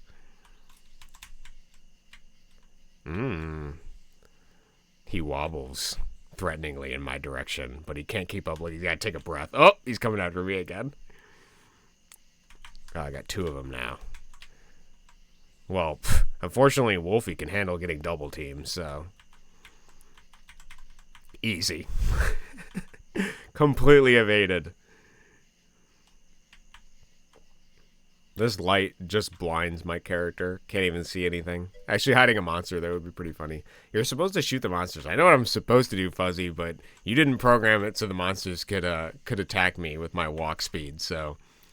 It's easy. Oh, look, I'm gonna get my gas and complete. Can I shoot the gas out of here? Oh, no, wait, we can get in here. Myself and some others ran here as quickly as we could. There was no time to grab the shotgun. The town is blocked off by a landslide to the east. I think that's when this all started. The landslide unleashed something from the lake. There is only enough gas left to fuel one more truck. Unfortunately, nobody has a working vehicle. Goodbye, Lakeside. You suck, all. I love how we didn't have enough time. They ran as quickly as they could. There was no time to grab shotguns, which I guess some of them had. It's blocked off by a landslide, but there's enough time to scrawl out this sentence note and complain. Like, there's, like, it's also very readable. The note is it's not scrawled in, like, a haphazard, quick fashion. They're like, oh, well, you know, we don't have time to deal with these monsters or grab shotguns and stuff, but I'm going to leave a note for the next person that comes here to let them know there's exactly enough gas for one car. That's great. I don't even want to know what that is. Do we have to interact with it? Oh, man, don't think about it. Yeah. The ludonarrative dissonance here in this game, Fzzy, is taking me out of the immersive element of it. It's a cash register. There better be cash. There's no money. Damn, I thought I could bribe whatever this weird thing is. What the fuck? It looks like a cocoon. Yeah, cocoon. That's what it looks like. This is what happened to everybody? Should I put them out of their misery? Also, is cocoon spelled with 2 C's? I feel like it is. Maybe I'm wrong. I thought it was C-O-C. I don't know. Cocoon spelling looks wrong, Fuzzy. Check that out. Cocoon. Cocoon. Somebody check that for me. Oh, tires here. I didn't realize a gas station. Is this a light socket I can put my dick in? No. I just didn't know if that was the goal here. I just want to make sure. This bulletin board is collidable. Okay. I don't see cocoon. Yeah, I don't know how it's spelled, dude. Did you spell it right? You let me know.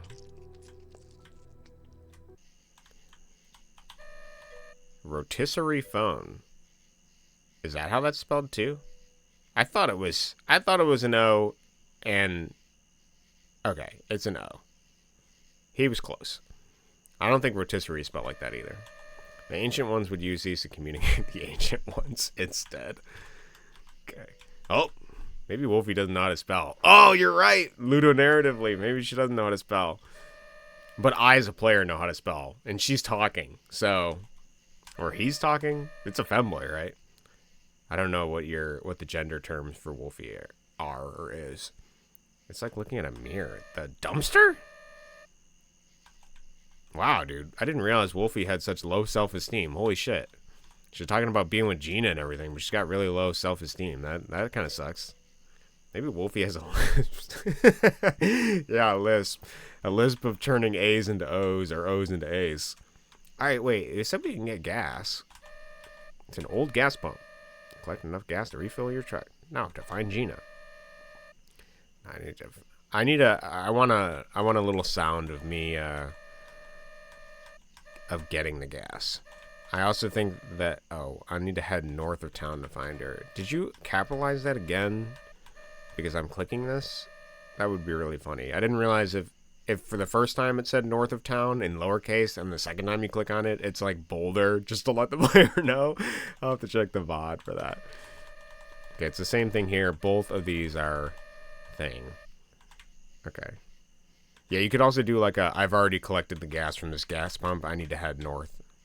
How do I know I need to head north to find Gina, though? I don't remember anything saying that she was north. Okay, wait. Did I just... Okay, there's no saving. Alright. Permadeath. Round 2. Sorry, guys. I'm bad at this game. I really want to... Every time you click the gas, the font size should increase by 1 indefinitely. Yeah, just for that section of it. That would be really funny.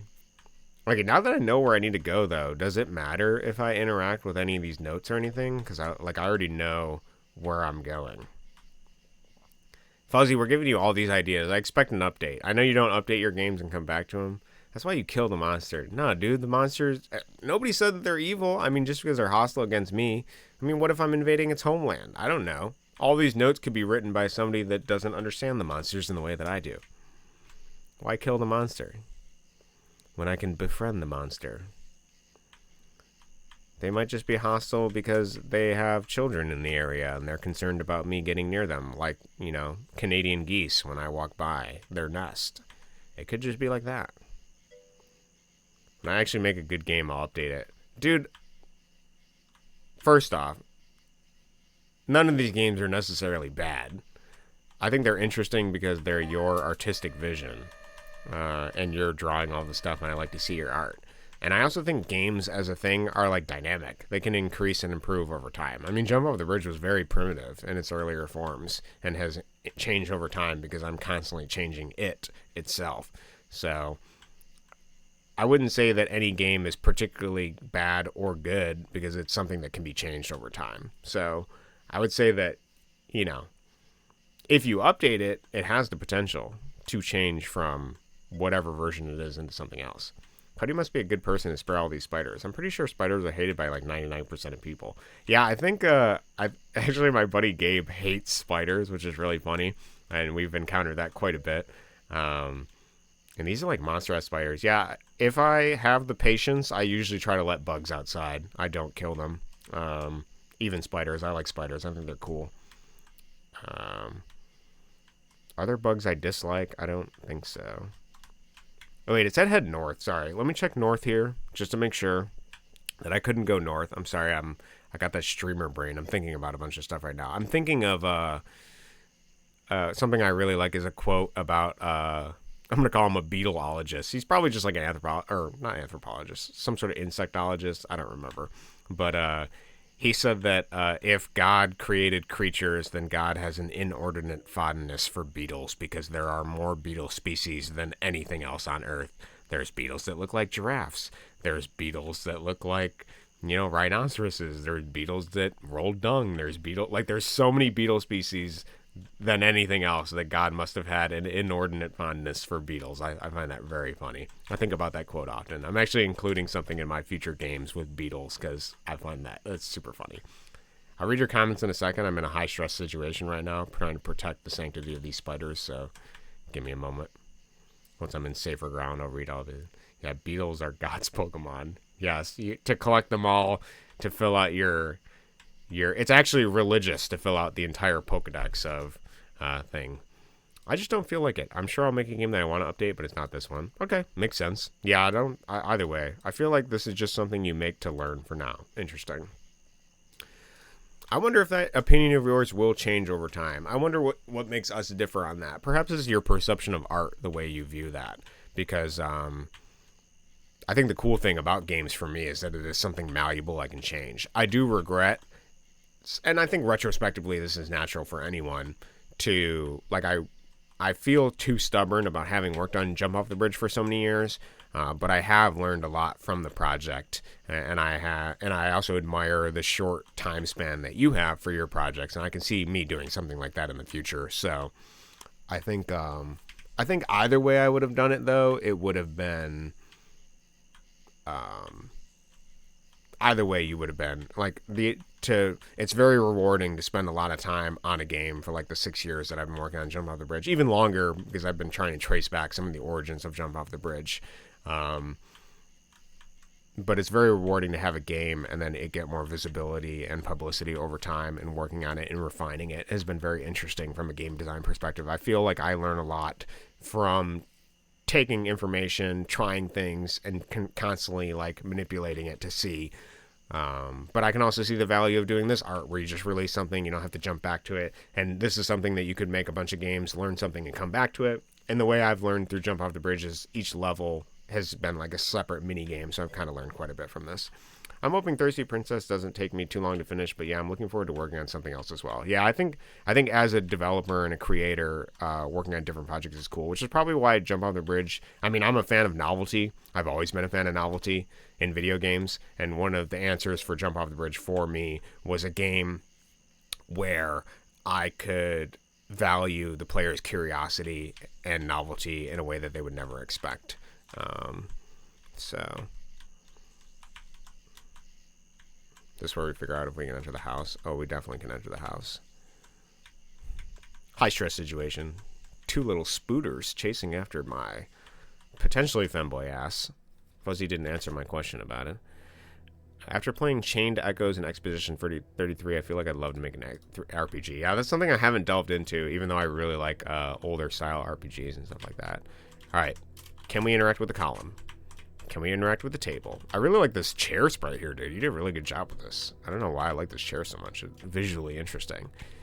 I think I like that the colors look slightly reversed to where the light I would expect to hit, because I would expect the top panel of this chair to be a lighter color and the side panels to be darker, but I like the way you have it. It looks interesting. Visually striking. We cannot interact with things here. Wolfie has said all she needs to say about this shit. Okay, same bookcase quote. Oh! We got a bug! Alright, Fzzy, you have to update the game now. It's broken. Add all the shit I said. You can't, in this unpolished state, it's broken. I can't even do it. Look at that. Do you see this error? I'll post this in chat for you. This column is so long and hard, I can't wait to read on Gina. Look at Brent's writing it for you yourself. Oh my god. Brent's writing the content for you, dude. Wow, this column's so big. Reminds me of Gina. Okay, we're back in. Fzzy's gotta update the game now, because it's broken. Broken! I want an achievement, too, for not killing any of the spiders. Can you do that while you're at it? That's gotta be super easy. No spiders dead. Keep a variable inside Wolfie that if you shoot a spider, it goes to 1. And if it's 0 by the end of the game, then you get an achievement. That's what I want. I think you can do that. That's like 2 lines of code, and oh wait, I can't see your messages for some reason. There's like a weirdness with. I need this like visual. Lol. Okay, please kill the spiders. Oh my god, no! I am not killing the spiders. Not yet. I will be the only game player of this game that does not kill the spiders. It's my God-given right to let these spiders survive. Besides, I get to see more of your game, dude. Well, why would you ever complain about that? You just want to see me use this gun, but the more I interact with the game, the more wonky it is, the more chance I have of getting an error, so... We're safer not killing the spiders, is what I'm saying. Oh, there is a noise. I didn't hear it the first time. Nice. Look at the little spider. I could just pet him. I could just pet the little spooter. I don't need to kill him. Why would I be such a bloodthirsty person? Just because you have a shotgun doesn't mean you have to use it. Oh man, they're bunched up for some reason. Oh yeah, it's easy. It's easy, dude. We're so in it. I also like how I'm walking at like a leisure pace. Like, yeah, let me just canter away from these spiders that are like man-sized and chasing me and end the game. All right, then we go north. Look at dude, I'm figuring it out. This is actually a speed run now. Let's just be a lesson to you, Fzzy. No matter how you intend the game to be played, there's always someone that does something crazy and disrespect everything you've built. Yes, exactly. Like, oh, you add the ability to shoot stuff. That's really cool. How about I just ignore that entire thing to see if I can play it this way? It also adds more challenge. I like that too, because the spiders, you know, the spiders encourage me to use the shotgun, but I find it more interesting as a game player to avoid them. So, angry you face. Alright, let's enter this. Damn, these columns are so big, just like Gina. It's a television. There's nothing going on. I'm not going to click on the outlet again. Next week, Cody will finish the game with the dance pad. Dude, that might be possible. That so might be possible. I hate this. I hate it here. The monsters have broken in. I've seen them dragging people to the lake west of here. Get your mother in tiny BHC to the lake. Bring your shotgun, Gina. I can't tell if this is actually... Okay. Should I even interact with this stuff? I'm worried. Wowzias. Is this a bed? Is this a new comment? You can tell Gina was hiding here. I'm coming, Gina. I've said that before. I fucking knew it. Fzzy in these beds, dude. There's a lot of blood going on. What were these people doing? But I can't make a comment on the blood. Can't make any comment on the blood. Smells like ketchup or something. Interesting. Can I just take a break and watch TV? Should I even click this couch? It's a sofa. I miss cuddling. Where the fuck is that go? I knew it. I think that's different than the last one. Okay, we gotta go west. And once we know where to go, obviously we go where the spiders are because they block the way.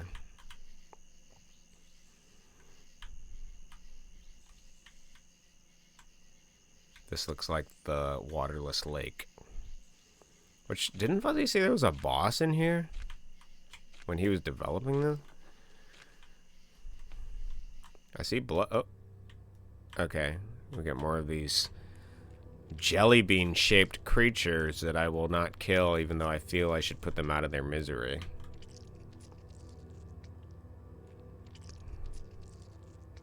I don't like the noises they make. They sound gross. Ah, dude, look at Gina. I found you. Oh, hey, Wolfie. I missed you. I didn't think I was going to see you again. Careful when you're fighting the boss so you don't run into the random spider you spared. Yeah, well, I'm going to try to spare the boss, too. Gotta get your soft gamer toes out of here. This place is fucked. I'm too weak to walk. Don't worry, I'll carry you on my back. It's going to be embarrassing, isn't it? Why would it be embarrassing?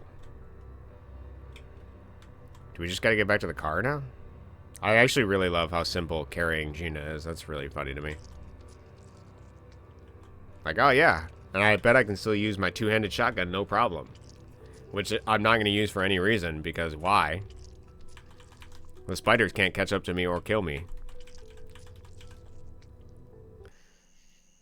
Why is there blood, too? Like, I didn't see any bodies or anything. Is this Gina's blood? Do I have to be concerned? I don't seem concerned about the fact that there's blood here. Oh. Oh, yeah. Did you see that? Oh, man. High action. High octane. That spider was so close to getting me. Yeah, you know, you're right, Brett. I left a lot of spiders at the edge of the screen. I might get destroyed. How are you going to get past all the spiders now? Well, with my gamer grit. Obviously. I just got to be good. How am I going to get past them now? Also, carrying Gina does not slow me down. She's actually effectively paper. Doesn't require any hands to hold. Her soft gamer toes are going to be easy. Yeah, the only spider I'm actually super concerned about is the one to the left up here that starts. Do I go left here? I don't think I do. I think I go down. Let's see if I can remember my pathing. Did I go down? Yeah, I go down through the park. There's like one to the left that's like up here that might totally get me, and I'll have to play this again. Oh no. It's like over here, yeah. Okay, I think if I start high. Oh fuck! I knew it. Okay. All right, we'll actually kill the spiders. I promise. I'll do it this time. Let's see what the animation is. Should we kill this thing too? We can't kill the deer? Oh my god! What is even the point of the shotgun, my dude? I can't even kill the deer.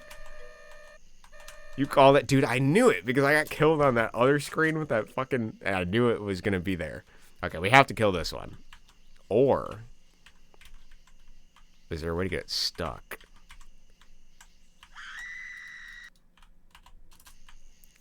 Do I want to please Fzzy here, or can I be just stupid about this? She's a little deer. Yeah, she's a little deer. I don't trust no fucking deer that comes up to me. Okay, actually, now that I'm thinking about it, there has got to be a way in this game to make it so that this spider cannot get me. There has got to be a way.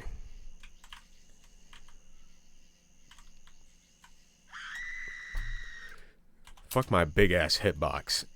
My femboy ass is too big.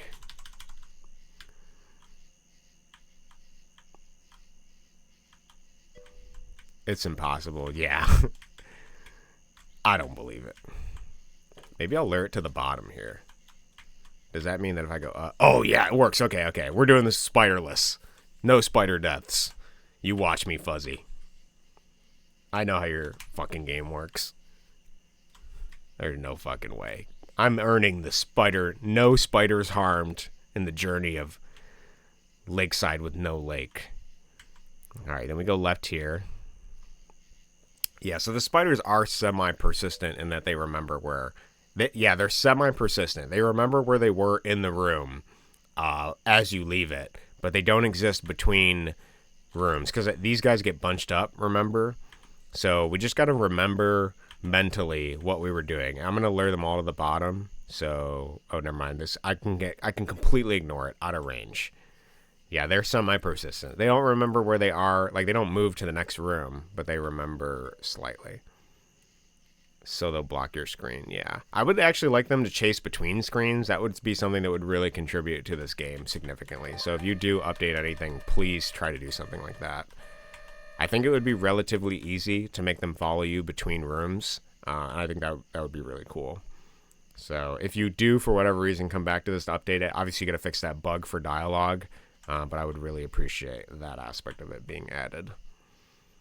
Because as a horror game, this actually makes me want to make a horror game. I actually had a review on Jump Off the Bridge a while ago with somebody that said they wished I would make a horror game. Oh, I can move this. Fuck! Alright, we're doing the Spiderless. I'm too committed now. I can't kill this fucking deer that I don't trust either. Make me kill the deer. Let that be an option. Okay, get down here. Is that low enough? I don't think it is low enough. So the spider has a random direction as well. When it comes into the room, it's like wandering in a random direction. So I want to make sure that it can't. Dude, what do you mean you hate Spiderless? I'm trying to get my content out of this game. That's the problem with Steam games, right? Is you need at least 2 hours of content. Otherwise, people can just refund the game. They can play through the entire game and refund it. You got to give them 2 hours of content. Give me some achievements. Give me Spiderless. Give me a dash button so that I can speedrun it. Make the spiders more difficult. Give me a hard mode where the spiders are super fast. Come on, man. Expand the life of this game. 3 lines of code. Each of these things. Then we can really maximize this $1 value we have here. How much is this game to buy? $1. So you put your dollar in. It's like an arcade machine. And then we got content for days. Yeah, how many sales have you had for this, Fzzy? I actually quite like this game, like a lot. I think you did a really good job with this one. I really like the art. I like the vibe. I like how scary it is. There's a lot of weird horniness that's breaking the horror vibe. Only the horror vibe, but I feel like it's you. Like if I think of you and the and your prolific amount of games so far, the femboy thing and the horniness has only been ramping up between games. So sales are like less than 20. Dude, $20 is $20. What the fuck are you talking about? Very impressed when watching Fzzy videos on development of this game. Yeah, I like seeing them do stuff. I like seeing all the progress. I'm looking forward to your Micro Machines RC car video game thing you're doing too right now. That'd be super cool. I don't know how you're gonna put femboys in it. Well, I think the reason Zombies Ate My Femboy is still your #1 seller is because it's like an arcadey style game, right? It's like $1. You got like a bunch of content. It feels like a game. It has a win condition. It has a lose condition. I think that's probably what's like driving the sale of it.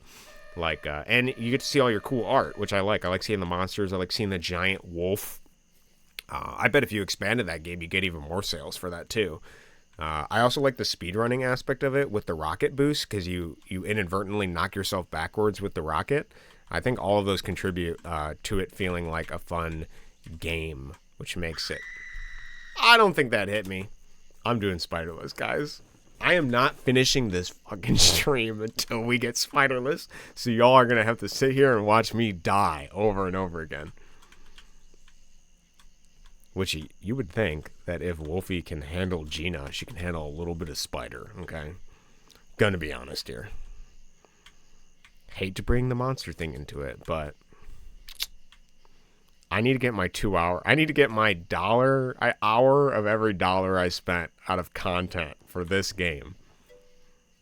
I'm going to send you spiders later. Yeah, well, I'm looking forward to the spiders you send because I like spiders and I don't want them to die. They kill mosquitoes. I fucking hate mosquitoes.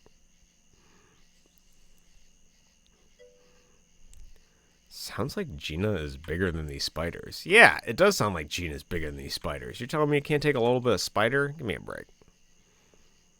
You telling me Wolfie can't wolf it down? Please.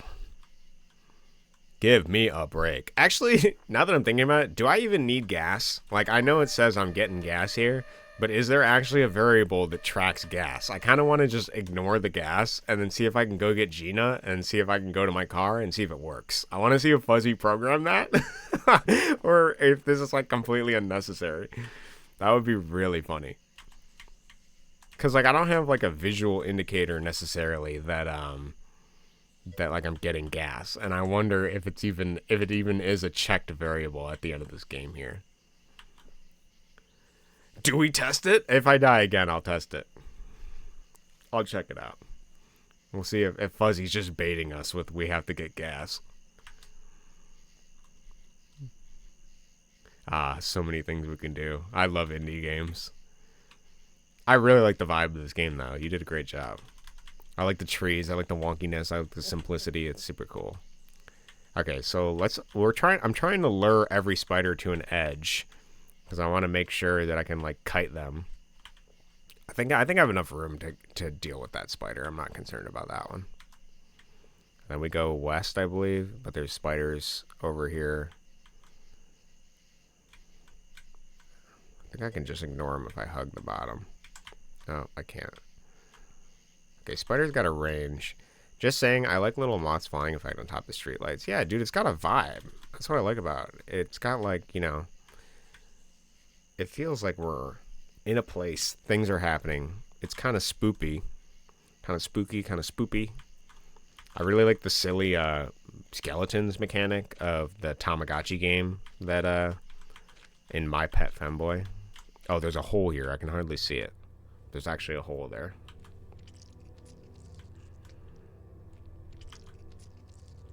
Yeah, I don't need to interact with these strangely jelly bean like gross things.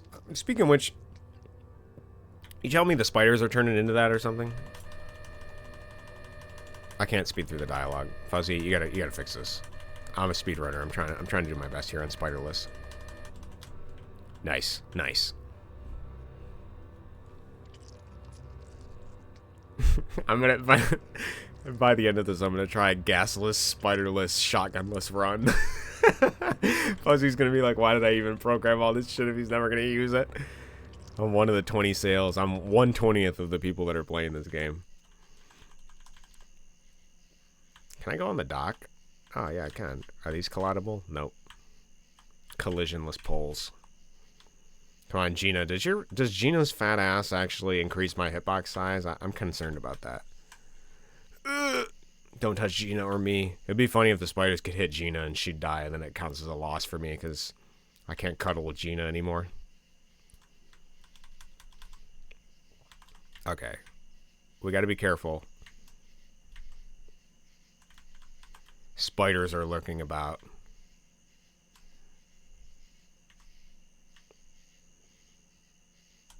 Can I make the sequel to this game, Fzzy? Is that allowed? I don't want to infringe on your intellectual property, but I want to make a sequel to this. We should all just make horror games. That would be super funny. I know I want to make Addo games. We should make a Find the Game for sure. In Addo's, oh wait, I don't need to go here. I need to go right. This is actually a pretty fun, small game. I like the vibe going on here. Somebody's got to do the prequel. Yeah, Cody James Gann. Lol, go ahead. Awesome. Horror themed. Yeah, we have to do an Addo game jam, and then we have to do this game jam. I want to make I want somebody to make the prequel and somebody to make the sequel. Obviously, the sequel, if Fzzy gets to it, it's just gonna be. Oh man, I almost lost. It's just gonna be Gina and Wolfie going at it. I don't trust this fucking deer, dude. Let me kill the deer. There's something sussy about a deer that just comes up to you. Nice. Spiderless, bro.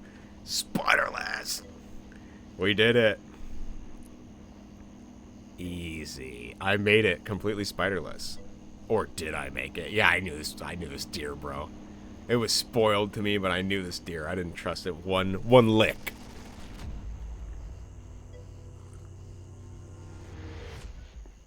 This is great, dude.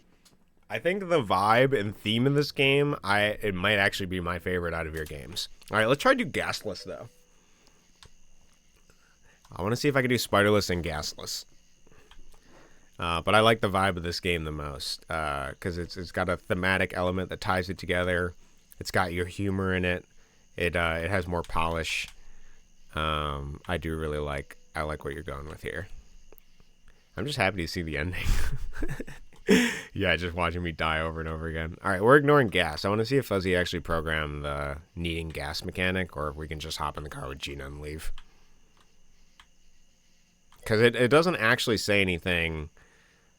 I was expecting one of the characters to go while the other... Oh, we have to get gas. We have to get gas here. Wait, what did Brent say? I was just expecting one of the characters to go down on the other while driving, but Jane coming back up in the back seat was a nice surprise. Jane's going to join in the fun, dude. She's just going to do a little bit of something else. Now, is the bounding box of this... Can I ignore it? How big is the bound... Like, is it...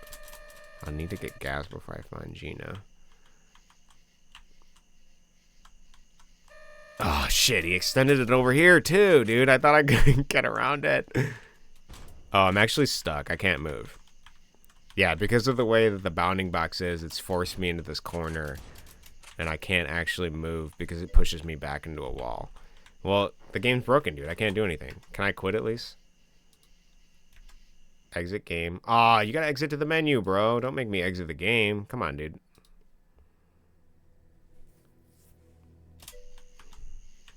What'd you say? I missed it. You got some bugs here. We got glitches. Why? I want to go back to the menu, dude. You gotta fix it. You got some problems, but this game is great. It might be my favorite game of yours. You're tormenting Fzzy. This is why people play this game, dude. Okay, I need my achievement. You got a list. You better be taking your list and checking it twice here. I got a wish list of things I want. So we gotta make the prequel. Why must you break my creations? Hey, dude, not my fault you're leaving the creation so utterly breakable. Submissive and breakable is what the problem is here. Alright, so we can't actually do this gasless, I think. I do want to check one more thing. Is it just that we collide and interact with the... Oh, we should actually kill a spider, too. Let's see if he has a death animation. Oh, nice! The hell is it? It was making some kind of noise before. Yeah, it's probably the noise from the notes. So there is a thing. That was pretty cool. I like the blood effect. It's my timer for my stream. We did a pretty good stream today. I yapped a lot, dude. I really like the spider's death animation. They turn upside down just like a bug would. Gives me the vibe. Okay, so what I was going to check is, do I have to interact with the thing, or do I just have to be on this screen and that counts as getting gas? Check to see what happens if you get gas and try to escape without Gina. I can check that too. Here's what I want to check first. I want to walk over here, and I want to see if... I want to see if it's just entering that level that triggers the ability that, like, I got gas, or if it's me actually interacting with the gas that is what causes that. Let me check that first. I want to see if this bounding box, if I can just ignore it, or if I actually have to get gas. Okay, we have to. So the gas trigger, Fzzy did actually nest inside of the dialogue of talking to the gas pump. Okay, so we'll get gas and we'll try to leave. It would actually be funny if I try to leave and the deer's in the front seat because Gina's not there to occupy it. She's in the passenger seat. That would be pretty funny. I'm assuming Jane is female. That's just my guess, but looks like the bodies for the spiders aren't persistent, which could be a spooky, immersive thing, that something is taking the bodies and eating them. Perhaps Jane. Yeah, at least Jane and I get out. To be honest, I suspect that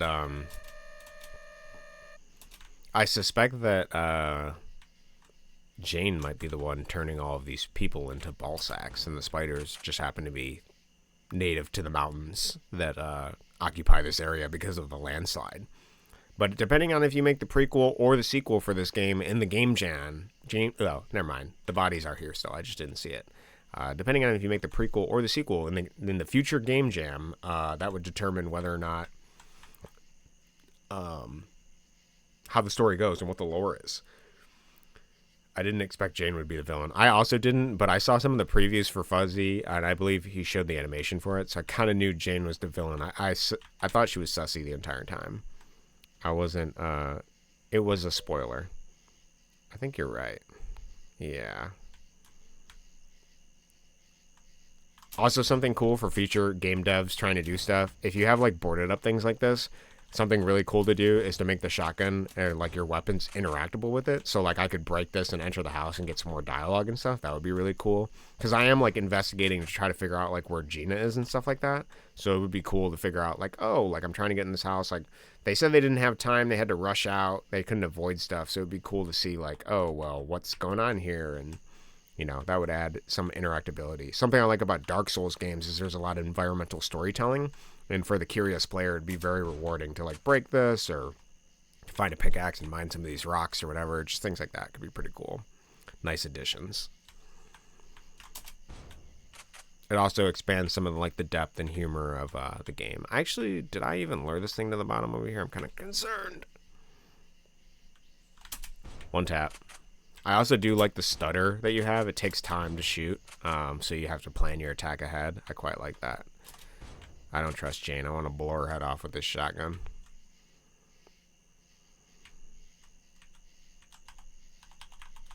Okay, so it has an interactability thing, but it does require Gina. So you can't do Gina-less. Okay. I like the idea of getting in the car and being like, man, I'm such a bitch for leaving Gina behind. And then the deer kills you. Be like the bad karmic ending. Nah, dude, this is awesome. You did a great job, Fzzy. I like this.